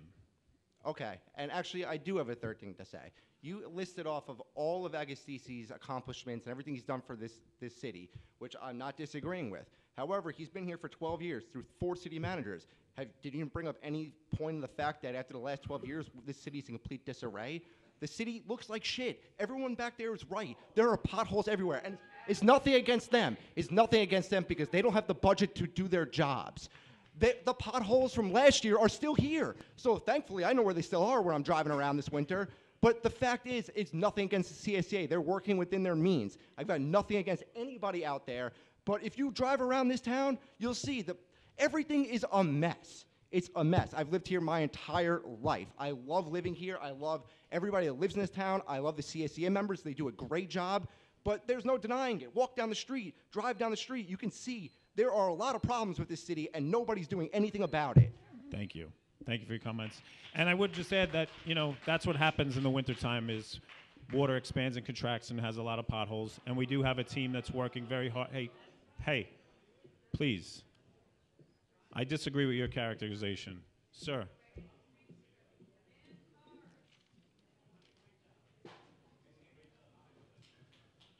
Please state your name and address for the record. Bill Tansey, West End of Long Beach. Commissioner, congratulations on your impending escape. I hope you've got the champagne on ice. I'm old and I'm not too bright, so could somebody help me out? I understand that there's a deputy or an assistant city manager. I'm just wondering why we have put Mr. Tagney through this for a year and why the assistant city manager wasn't sitting there and leading the city. Can you, for an old man that doesn't know very much, can you tell me, Anthony? The acting city manager has to be an executive, what's the phrase that it actually says? Administrative officer. So an assistant city manager is not an administrative office? I don't believe so. How could it not be? And that's only a small type. That's very often the deputy city manager also holds another job within the city. Well, we know that, but Right. it is a title Right. for a he's job been- description that and- is a heartbeat away from the city manager. Right. Which and- means that he has to be trained to step in. Why the hell didn't he? Do you want to speak to how much she? I think that the answer is I don't. Do you want to answer the Let the question? commissioner speak because it's his. No, Mr. Robinson is in a lot of meetings with me. He handles a lot of labor relation issues, personnel actions, budget questions. So he has been taking a very active role in the city. He has an active role. Fortunately or unfortunately, last December I was chosen, and I can't speak to why. Well, I think that the issue Well, is. actually, I sir, understand that you can't speak to why. I understand it perfectly. My whole question is, if you've got somebody that's trained and sitting right there, right outside your office, why wasn't he able to move into the office? It makes no sense to me. And like I said, I'm not brilliant like all of you people, and I'm so much older than all of you people, so it's tough for me to understand. So please, in simple English, lawyer people, I think we I can just answered say part of your that question, and also it doesn't speak to appointing Rob Agostisi. So, can well, you it kind of continue does. your comment? Kind of does. You were going to say something, Ms. Diamond? If you want to speak, please. Look, the city council last December made a decision unanimously at the time. I recognize that Mr. Bendo wasn't on the council at the time, that we were going to appoint Commissioner Tagney, who had offered to assume the responsibility. So now we collectively, at the time, together, publicly voted to appoint him as opposed to the assistant city manager. There was a number of reasons that each of us, I'm assuming, had Well, but you don't for know. making that decision. I'm sorry? But you don't know the reasons. You're only assuming there were reasons. If I could- Is there something wrong with I'm Mr. I'm not Robinson? assuming. I'm just saying Is I don't he want to speak for the incompetent other on some members level? of the council. He doesn't look incompetent. Mr. Tanzi, I think I may have an answer. You may. Wonderful. I don't know if it'll satisfy your question, but my recollection is when the last full-time city manager, Mr. Schneerman, was here, Yeah. he designated who would serve as his replacement should he be unable to either sick, away, or whatnot. That designation was the police commissioner, and I believe the fallback was corp counsel. When Mr. Schneerman left us, that's when Mr. Tagny assumed the role as acting city manager. By operation of this council, we continued, against his will, that role of acting city manager. But my understanding was the city manager at the time designates by a letter who's going to be the acting in his absence. And it was always, even before I was on the council, the police commissioner and then corp counsel, which was corp counsel before Mr. Agostisi. But that's why I guess the lineage went from acting city manager, police commissioner, corp counsel. I Then don't know why if do we that have answers- an assistant or a deputy Your time city is manager? up, sir. Oh, actually, I hold a answered your union question. card, so I think I can be here another no, 5 minutes. I'm sorry, your time is up. Oh, your time is really? up. Yep. Oh. Yep, your time is up. Commissioner, please. Congratulations. Get Thank the you, car Mr. warmed up. Tansley. Anyone else on this side? Okay, seeing no hands, we'll come to this side. Yes, Mr. Verona, please come up.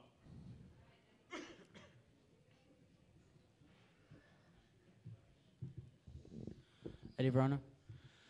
This city is in a financial crisis. Debt and other liabilities are out of control, and we can't pay our bills. In the last fiscal year, we drained almost all of our fund balance, which is our reserves. The city is not just in a weak financial state, as the comptroller's office said, or even a horrendous financial state, as I pointed out. We are broke. Yet, when I asked the city council what their plan to solve the crisis was, the council gave me a non-answer, with Mr. Aramos saying, quote, "None of us have financial experience." If the council nominates Mr. Agostisi as city manager, a man with no financial experience, we will be further kicking the can down the road and nominating someone who does not have the skills or experience to lead us out of this financial crisis. Our city cannot afford to not address these financial problems. I ask the council to strike this nomination and nominate someone who is independent, competent, and financially experienced. Thank you. Thank you, Mr. Verona. Mr. Dwyer. Name and address for the record.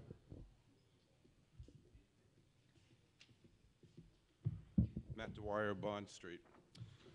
Michael, thank you. I know it's not an easy job. Rob, I wish you all the best. We'll see how it goes.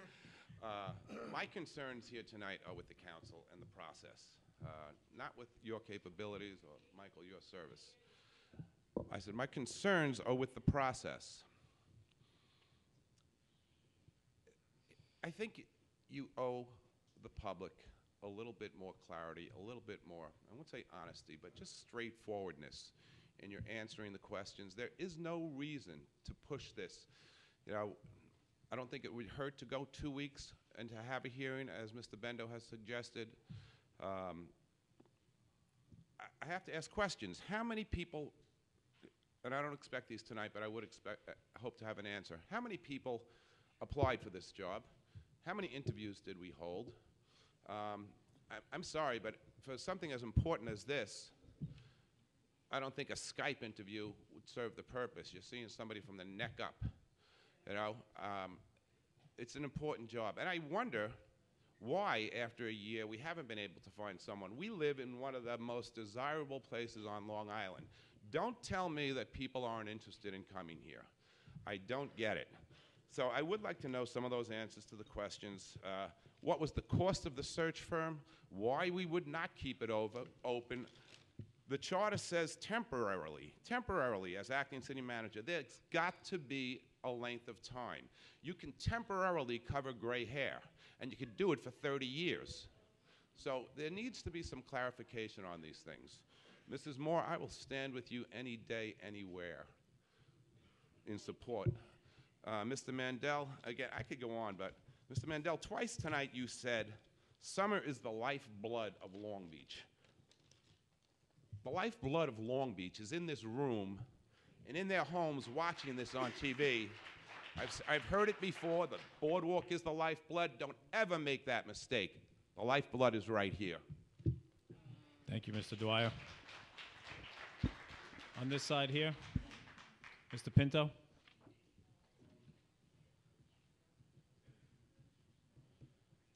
Name and address for the record. Good evening, Sam Pinto. I wasn't intending on speaking tonight, but a few things were brought up that I feel deserve the right to be represented from the crowd as well. First, speaking as a resident, following this pretty closely as a resident, I will say this entire process has been politely to be described as a train wreck. It's been a mess. I'm sorry, no offense to anyone up there. No, this has nothing to do with Rob, but the back and forth, the inconsistencies, the uncertainties, it's been a mess. And hopefully this brings a closer step to a resolution.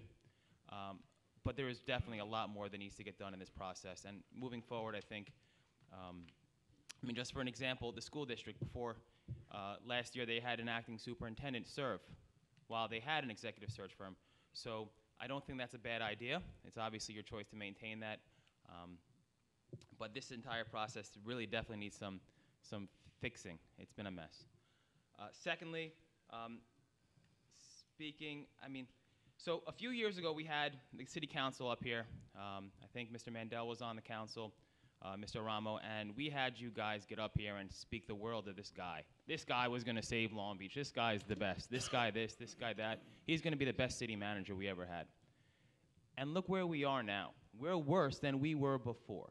So with no disrespect to Rob, we can't have all this, you know, speaking of reputation of all this stuff. Look where it brought us, right? We're in a bigger mess than we were pre the fiscal crisis. We have issues. It's been taken out of, you know, out of crazy sorts. So, you know, it's just, maybe I'm just having a, you know, reminiscent of what we went through a few years ago. But don't come up here and start saying, hey, we're having the city manager. He's going to save the world. He's going to do this, his pedigree, his resume. We got to see the action of the guy because we got burned real bad by this last guy, real bad. So just to that, I little deja vu, I couldn't help but bring that up. To Mr. Agostisi, I will give you credit. I have been able to work with you as a labor union president. I think putting that hat on right now, yeah, Rob has been able to get things done. I'll give him credit. But you brought up earlier, Mr. Ramo, this restructuring of the fire department. That was one of the, in my experience, worst faith opportunities of a union-friendly community with their workforce. You laid people off. You hired a company for almost $60,000 of that RFP process. You forced it down people's throats. Guys lost their jobs. Guys were fighting. The community was up in arms. And that's not something you should be proud of. And you spoke of it earlier as if you were proud of it. It wasn't that way. And the city has spent millions and millions of dollars, you know what, over millions of dollars, paying for outside counsel. And in the end, the best thing that came out of it was a settlement worked out by Rob. So hopefully that can bring a little light to the situation. But I wouldn't say that this restructuring has been a global success, and it wasn't because of Rob, because this wasn't Rob's undertaking. Rob did a good job. I look forward to working with Rob if this does come through. But no offense, man, you can't come up here and say that was a success story clear out because it was bad. And Rob, good luck. Mr. Tagney, thank you for your service. Thank you. Thank you. Sam, if you could just clarify, I tend to think I'm the last guy. No, not you. No, I'm talking about Jack. Jack Schneerman, the guy who left us in financial ruins. That guy. Sorry, Mike, not you. It wasn't you. Good call.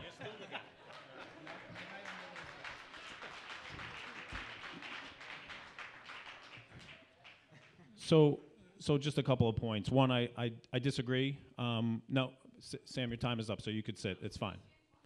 I disagree that the restructuring was a mess. The data doesn't show that, at least what I'm shown. Grant funding ran out, and guys were let go with an opportunity to come back as a paramedic. They weren't laid off, but yes, they did in fact lose their jobs. But there was an opportunity for them to come back, which they refused.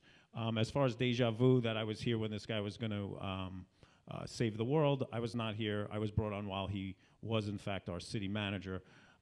And as far as us being worse, I would disagree. I would say that we've been continuing down a path, and that Superstorm Sandy was a huge influx of money that masked some of our financial issues.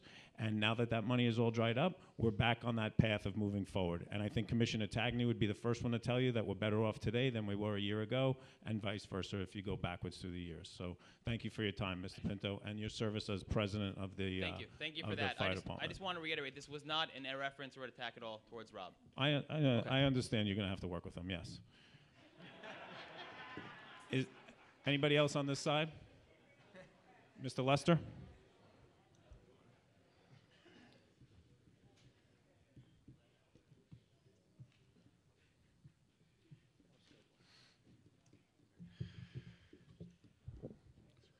Roy Lester, Long Beach.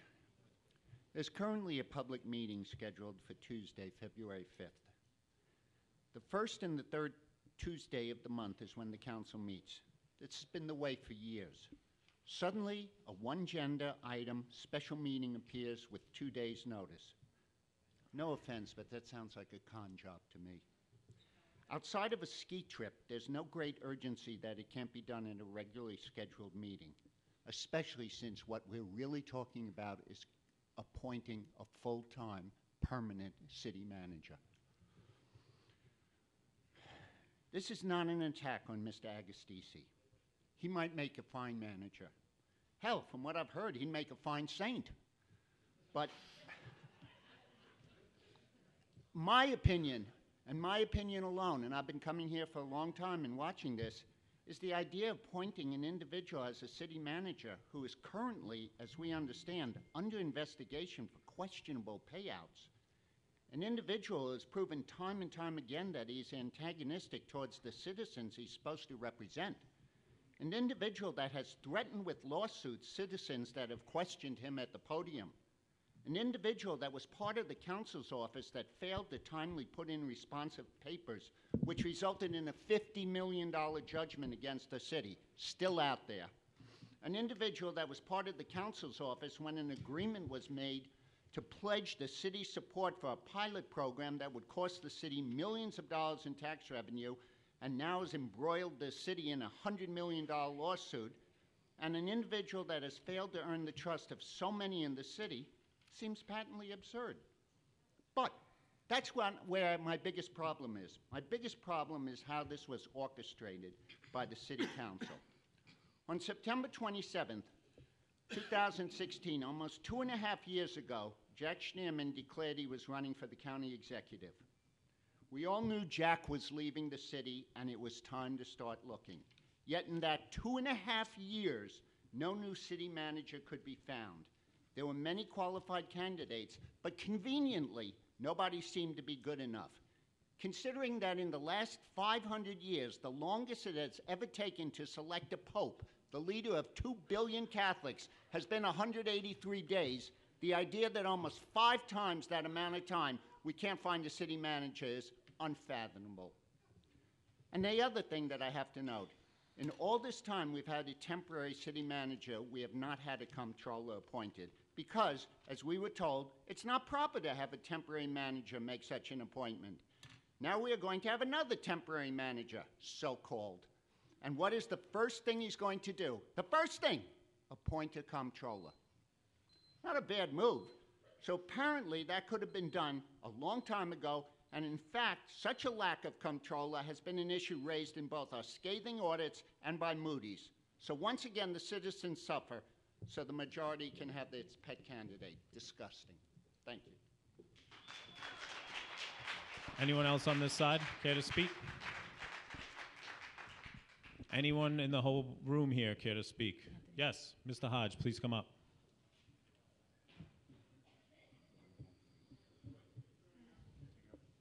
Name and address for the record. Where are you going? Good evening. James Hodge, 95 East Fulton Street, Long Beach, New York, in our great city. Well, it's always an honor and an opportunity when I get an opportunity to come before those that are elected, whether I help you get in or not. I'm honored to be here in this city. Honored to be a CSEA member of 23 years. Would like to thank God also for our president, Mr. John Mooney, and our executive staff, and our fine union that's here, and those that are here representing 60,000 families. To me, they're representing us even out of town, so they're more welcome to speak. I am a taxpayer, and I appreciate them coming to speak on our behalf.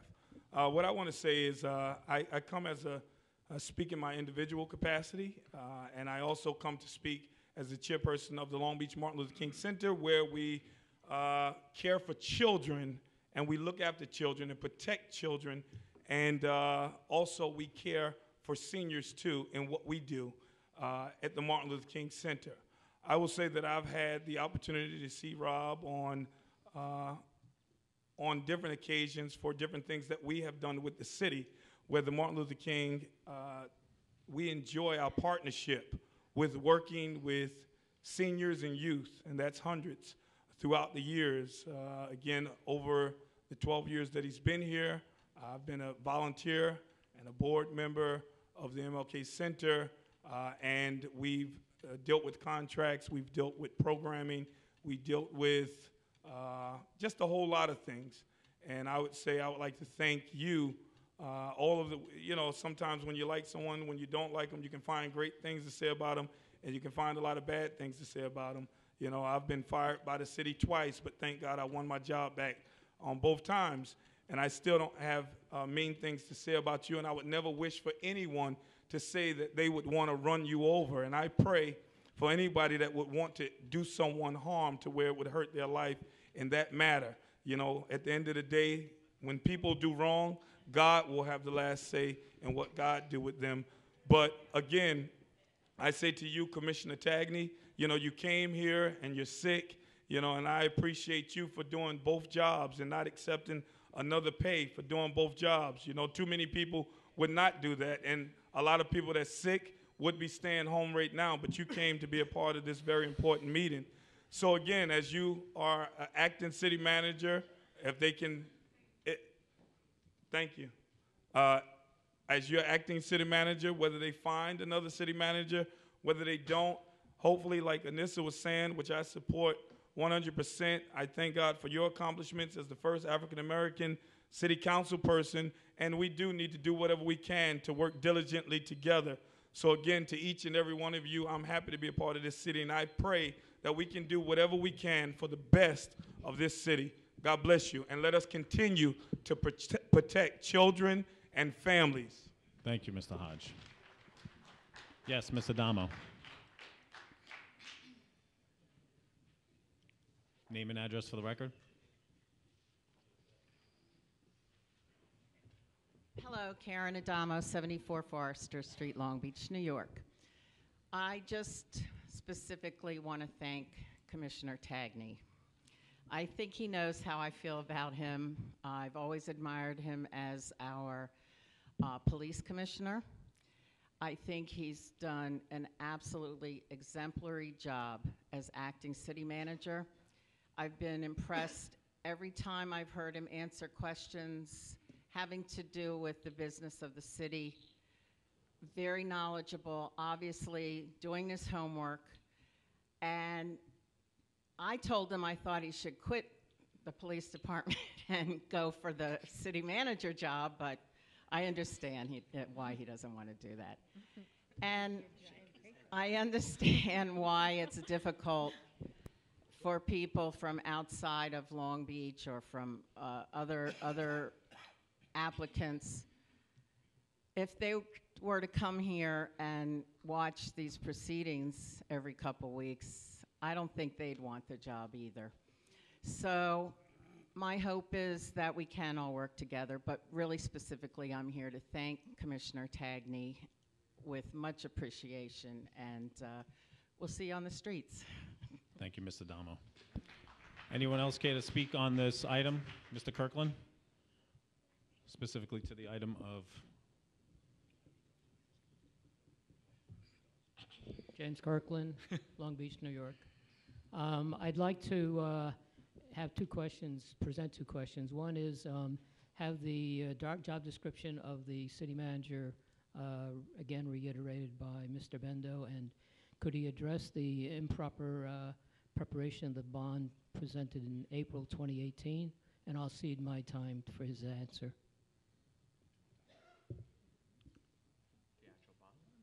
Right.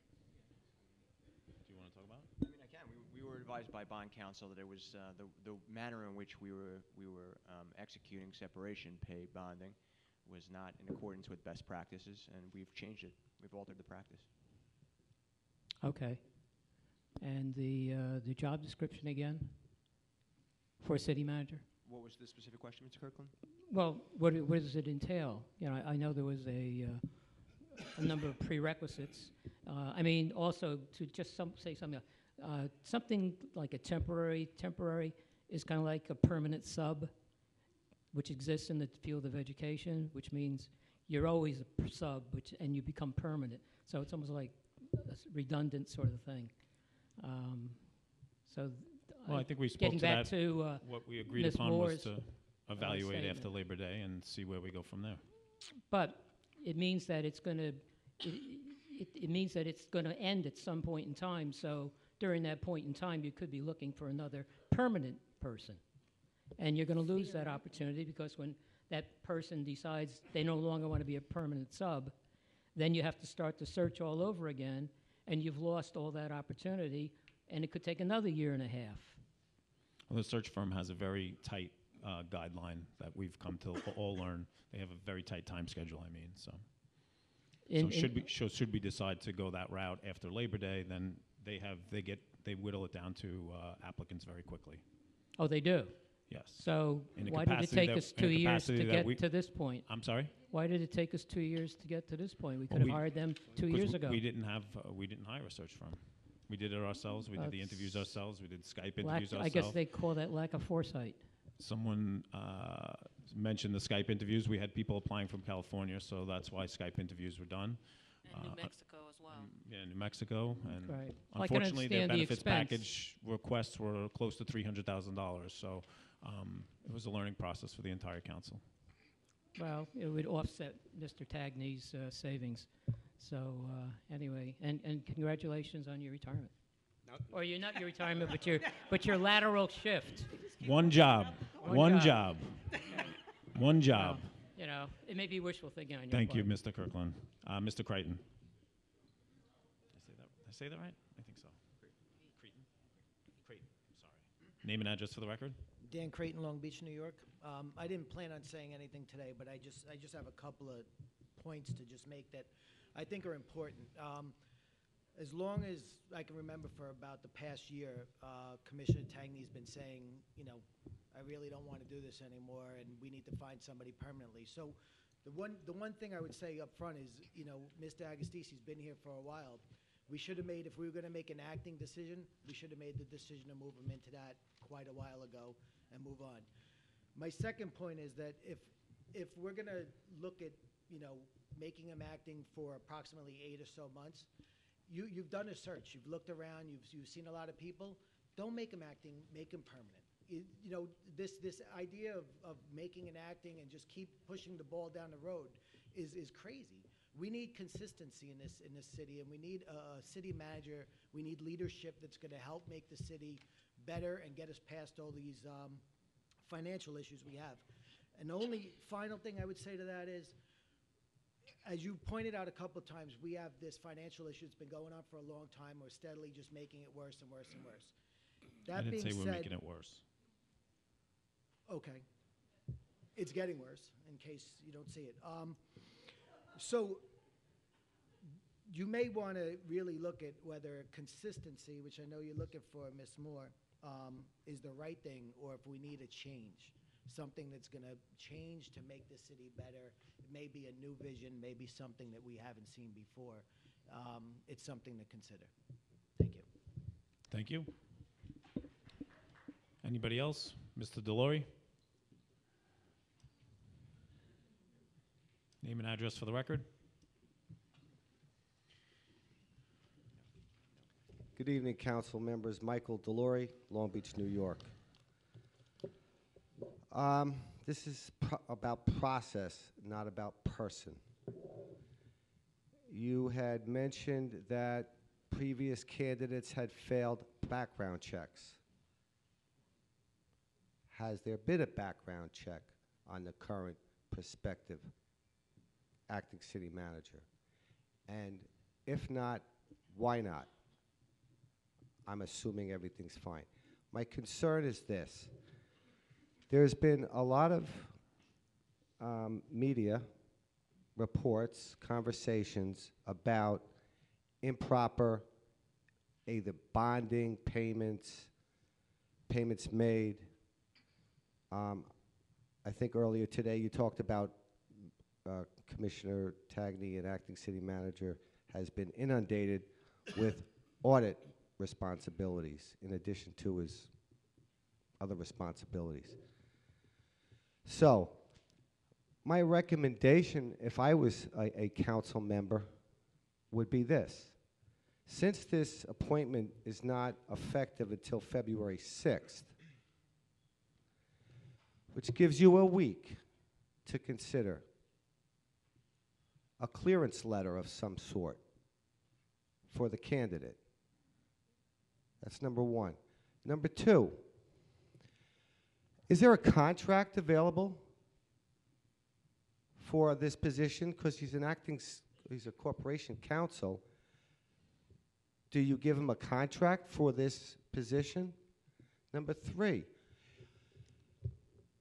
and if I was counsel, I would want an end termination date of this responsibility, assuming it becomes permanent. If it becomes permanent, then you want an additional contract.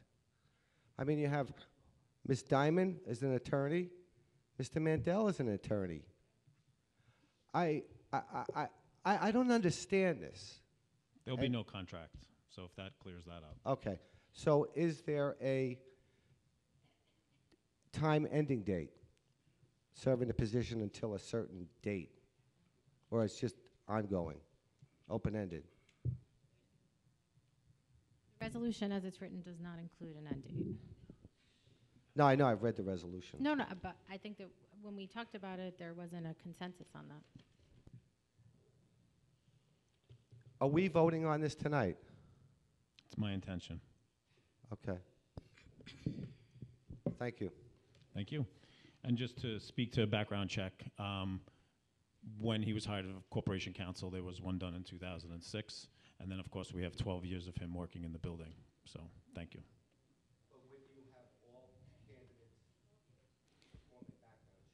We didn't just have to all the candidates. finalists. Just the to the very finalists. Because it He costs was- money, so we couldn't be doing that for every single He was candidate. also So just for the unknown. finalists. We didn't know him. He was from another place. He had not worked in this city. Right. It seemed much more appropriate.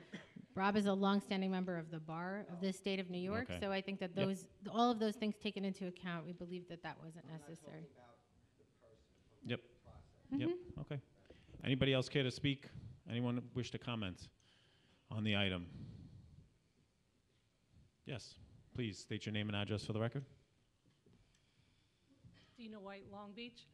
When he goes into acting, what salary does he collect? Does he collect two salaries, the salary that he's working as and the new position? No, the budgeted city manager salary. I'll forego the corporation counsel salary. And is there going to be somebody working in your old position? Or is that going to be vacant? And how long is that going to be vacant? Well, actually, I'm going to retain the corporation counsel title because I'm required to under the charter in order to be the acting city manager. So I will still be the corporation counsel for legal purposes and for practical purposes. I think it'd be kind of difficult at this exact moment in time to extract me from some of these matters, like iStar and Haberman and whatnot. But there is a plan to sort of backfill in my office.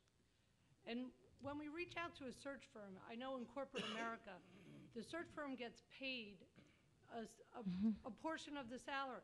So it doesn't cost anything until you put that person in place.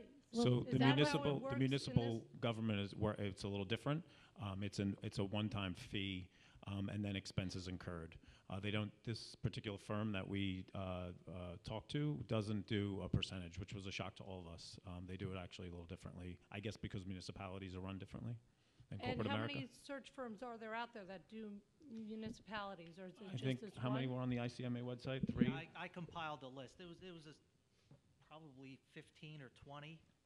And But do they that we all responded. function in the same manner, where you don't pay a percentage? We can only talk to the one we wound up talking with. Because it seems like a very long, I mean, I've worked in corporate America my whole life. Top CEOs Right. go on and get replaced. And This particular firm specialized in municipal executives. yeah, but I mean, they're all doing very important jobs, and they're replaced. The President of the United States gets replaced, and he's doing very can only important hope. jobs. So it just seems crazy to me that if the search, how long does the search take? Because right now, we're looking at 2 years. So if it takes over 2 years to find somebody, if he No, they not had a making timeline. What was the Yeah, timeline? the It was timeline would be, months? 3 approximately months? 3 months. 90 days. 3 months. I don't Well, understand that why was we're for them not. to get us the candidates. That wasn't to be that was not the complete search. My understanding when we spoke to the representative was that it was about 90 days by the time we send them, we have to send them a list of our priorities and qualifications, and then they develop they do the posting, which we pay for to the extent that there's a charge. They gather up the candidates, they cull through them to ensure that the candidates that responded are proper and fit within the categories that we've put out, and then the interview process begins. For example, when we did this search last time, the candidates were from far away, so we weren't able to just call them in the next week. There was a considerable... And what's the And we search- had done, just so you know, when we did the search this last year, we did not engage a firm. We did it on our own. We posted the position. Some candidates responded, actually a large number. Each member of the council kind of pulled through what they believed were qualified candidates, and we went from there and did depending on whether they were local or whether they were from out of town, we did either Skype or individual interviews. Not everybody was at every single interview for a variety of reasons, and then we made it even a smaller list, and we did come down to a candidate, but unfortunately it wasn't the right candidate for us. And that left us in this position towards the very end of the year. And that's kind of where we were. We discussed earlier that on December 14th, there was or the 20th, whatever the date was, there was a discussion that took place as to what direction we were going to go in, particularly given that Commissioner Tagney wanted to go back to the police department. He's been doing 2 jobs and serving the community in that way for quite a long time, and entering a budget season, which begins, the departments are beginning to put that together now. So it's hard to bring in, at least for me, that was a priority of mine, whether we could bring in a new candidate in the middle of a budget season, because it's an extensive process to put together. What is the So I would fee just of ask the you to search wrap firm? it up because your time expired, so just wrap it up. So What's the fee of the search firm think that this we one were was engaging in? 20? Yeah, just 20, quick- 23,000 plus expenses for candidates to travel.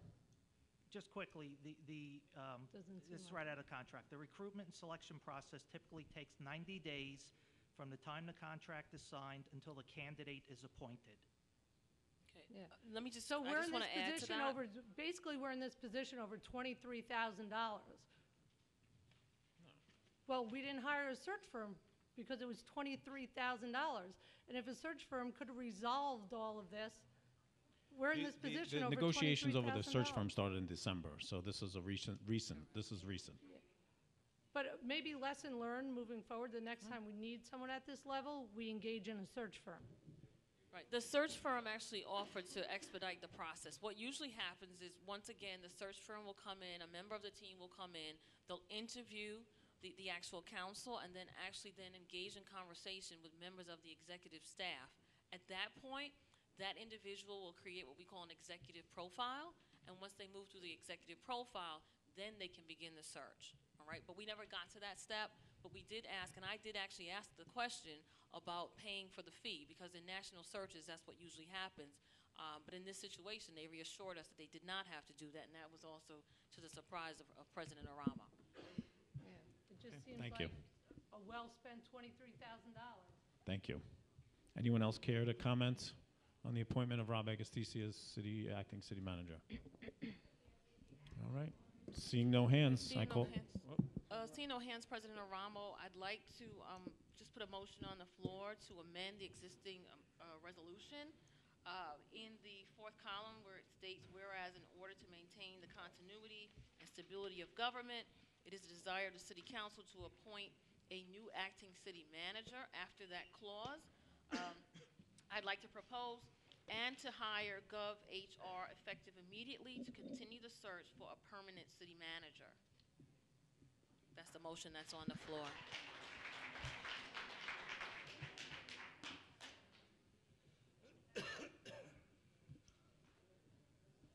Do I have a second on this motion? Second. Voting on the motion to amend. Councilmember Bendo. Yes. Councilmember Mandel. No, because I don't feel comfortable naming Gov as the only option for us. There might be other ones. We might be able to get a search that could be less than Okay, so you can you can go ahead and amend the existing motion once we go ahead and work on this one. You have the right to do that. I do. I'm voting no on this amendment. I don't like the idea of specifying one particular company when John even mentioned there were 23 of them. We Okay. might be able to get one cheaper. All right, and I'll bring the motion back. We'll just have to let the motion go ahead and go through the process. Councilmember Moore. Yes. Vice President Diamond. No. President Aramo. No. Motion fails. Okay, I make another motion on the floor, motion to amend the existing resolution, which could state now and to hire an executive search team effective immediately to continue the search for a permanent city manager. Do I have a second on the amendment? Second. Voting, Councilmember Bendo. Yes. Councilmember Mandel. No. Effective immediately. Could you read it back? I want to know. Okay, so, motion to amend to hire, as it states here, I'm sorry, here, to appoint the new acting city manager and to hire an executive search team effectively immediately to continue the search for a permanent city manager. Effective immediately. I'm not naming anything. We continue to move forward, move the city forward, but we still put the search firm in place, whatever search firm we agree to, because we have not, as a council, voted on the firm, and we all have the right to give input to it. But at least we can put something in place so that the residents can hold us accountable for our actions this evening. That's my attempt on the floor. Personally, I think the language is a little broad and vague, but I'm going to vote yes.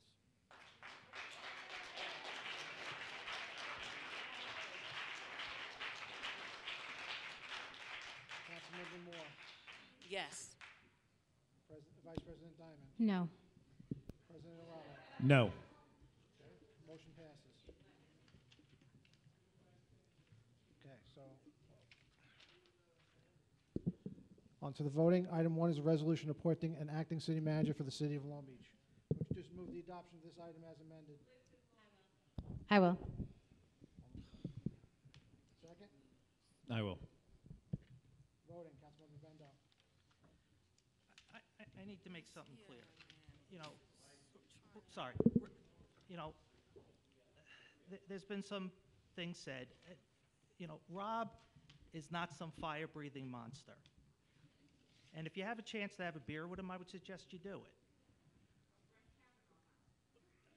We just happened, I've had a different working experience with him than the other council members. Clearly, they've given a long list of his accomplishments, but I have to go by my interactions with him. In fact, just this week, I've had an interaction with him where I'm now considering, do I need to seek disciplinary action? But, so I've had a different experience. And I sincerely hope what Councilman, in my opinion, this is a done deal, and I sincerely hope what Councilman Mirando said was correct, and that my concerns are unfounded, and he turns out to be a good, diligent acting city manager. But my decision has to be based on my experience up to this point. And because of that, I have to vote no.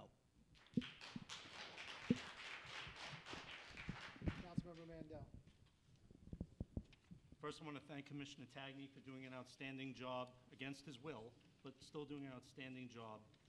You shepherded this city through budget season, through the summer season, which again is a crucial season in the city of Long Beach. I don't think the city of Long Beach can ever properly thank you for all the work you've done, and I vote yes. Councilmember Moore. Okay, I'm very disappointed because I really made the attempt for all of us to collectively move forward with the appointment this evening, and we just missed the opportunity for all of us to really vote together. And I'm very concerned about that, and it's unfortunate because obviously, for me personally, I don't really have any personal issues with respect to Mr. Agostisi, although, again, people have said all of these other negative things. I've only had a positive relationship with him. But I'm concerned now because we're actually voting to just move forward without any controls in place. And that was the main reason why I asked all the questions at the beginning. What can we do to work together? And for us to actually put something on the floor several times and to change it, and for two members of the council to still not be willing to work with us, this is, again, giving me the indication that nothing has actually changed. And I was really under the impression that that's what we were trying to do this evening. And it's unfortunate because now I can't trust the process because we don't have any controls in place. We just have a blank statement. And that's not fair to Mr. Agostisi. It's not fair to the residents who came out this evening. And it's not fair to us because we really, for once, we were trying to have a conversation to put a resolution on the floor that could work for everyone. So with that being said, I'll just have to vote no. Vice President Diamond.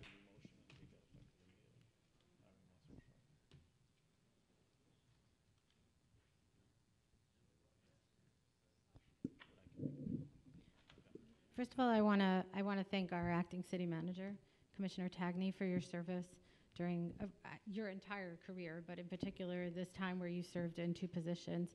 I've worked with you on a number of different issues, and I appreciate the relationship that we've developed while you were in this position. With regard to Rob, Rob has served our city well in his tenure as Assistant Corporation Counsel and Corporation Counsel. I think in the beginning, Councilman Aramo listed all of his accomplishments and didn't even reach, I believe, every single one of them because there are so many. There's a reason that so many people are in this room who've worked with him diligently and are here to support his appointment because they believe that Please let her he speak. would serve our city in the best way. And for that, I proudly vote yes. President Aramo. I think it's a big honor for the city, and I think everyone here will come to understand that Rob is going to be an excellent leader and an excellent acting city manager, and hopefully one day city manager. My problem with the amendment, Ms. Moore, was that it's effective immediately going into the budget process. I don't think that's appropriate. why can you I'm put another speaking. resolution on I'm the speaking. floor? I'm speaking. I just don't think that was appropriate to add that into the budget at that time. So it is with my greatest pleasure to vote yes.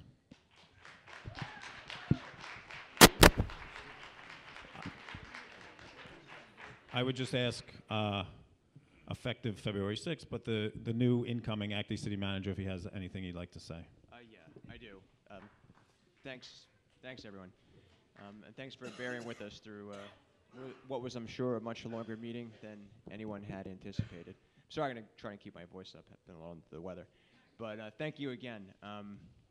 Obviously, we all know what it means when a lawyer tells you that he has only a few brief remarks, but I actually mean it. I'm going to be speaking a lot in the coming weeks and months, so there'll be plenty of time for long-winded speeches. But I want tonight to be about something else, and what I mean by that is I want this to be about you, all of you. But first, I need to start by thanking the City Council for the vote of confidence, for the validation of everything I've tried to accomplish here.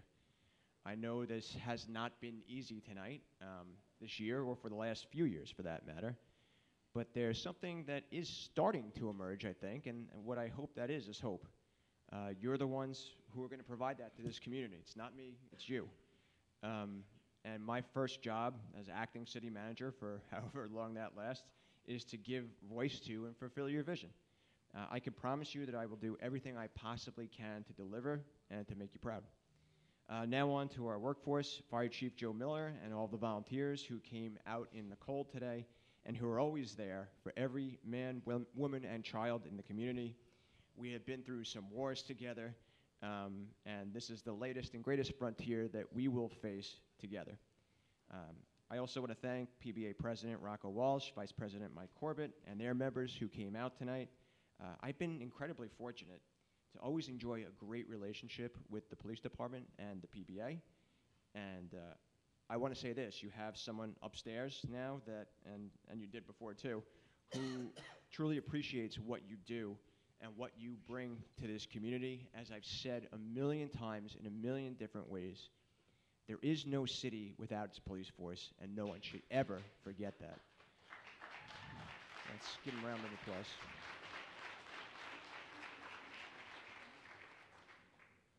I see and also want to acknowledge the remarks by LBPFA President Sam Pinto and some of the other members that may be in attendance tonight.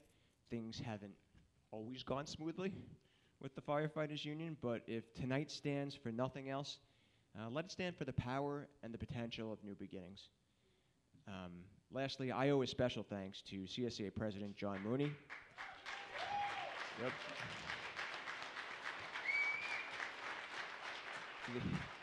The always eloquent Vice President Norman Wilson, the E-Board and all the CSEA members, all of the rank and file city employees who have never, not for a single day, ever gone unappreciated. For the duration of my employment, I have never technically been a CSEA member, but in my heart, I have always been a CSEA member.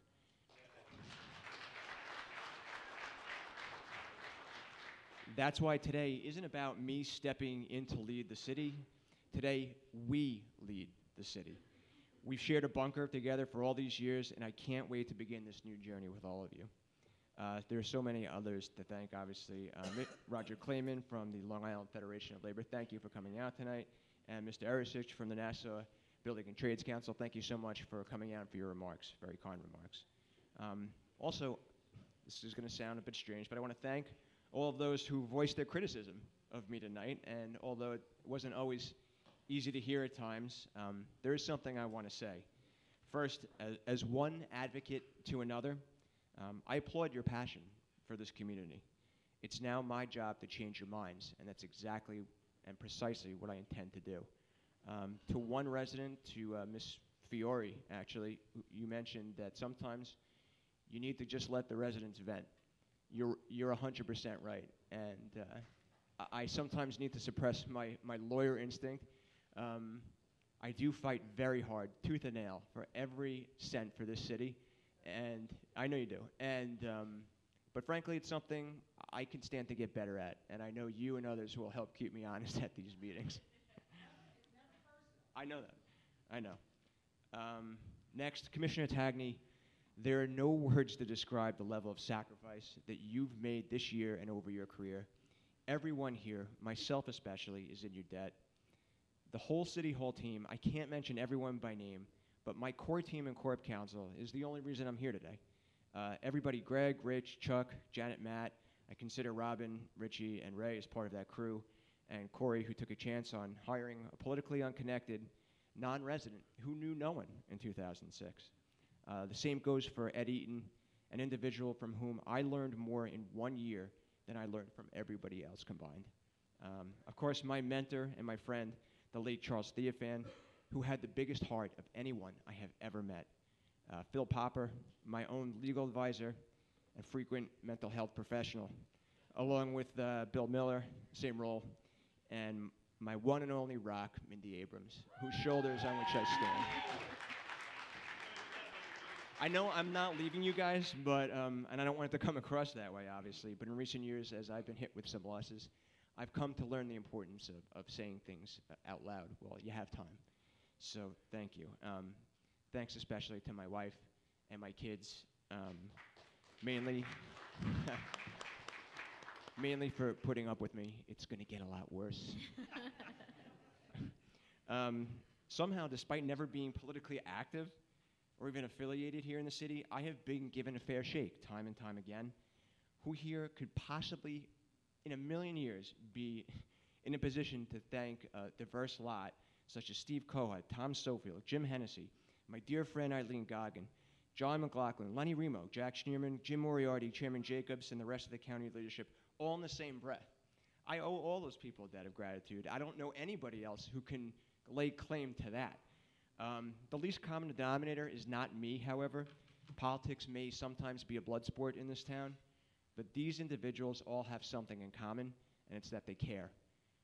As crazy as things sometimes got and will still get, they never stop caring about this place, its workers, or its people. The team here is just like the city itself. It consists of the most dedicated, passionate, opinionated, pugnacious, and ultimately good-hearted people I've ever encountered. I've been here for 12 years, and for all intents and purposes, this is the only community I've ever known. And so to the residents, I say this: I promise I will be the best steward I possibly can for my community and yours. Yes, we have fiscal crises, audits galore, inadequate revenue streams coupled with rising expenses, but we have a core team here upon which we're going to build very rapidly that is going to watch and keep this amazing city, not only for you, but for those who follow. It's now my job to prove it to you. I understand the opportunity I've been given. I understand the responsibility that goes along with it. For the taxpayers and the residents that I've always put first, I won't let you down, and I'm looking forward to getting started. Thank you.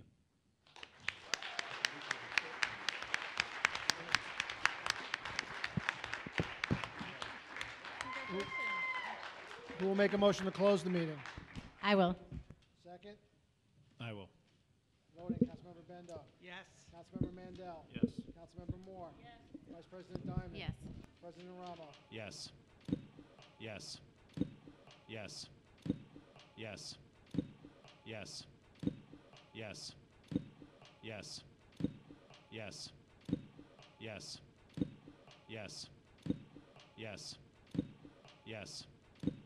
Yes. Yes. Yes. Yes.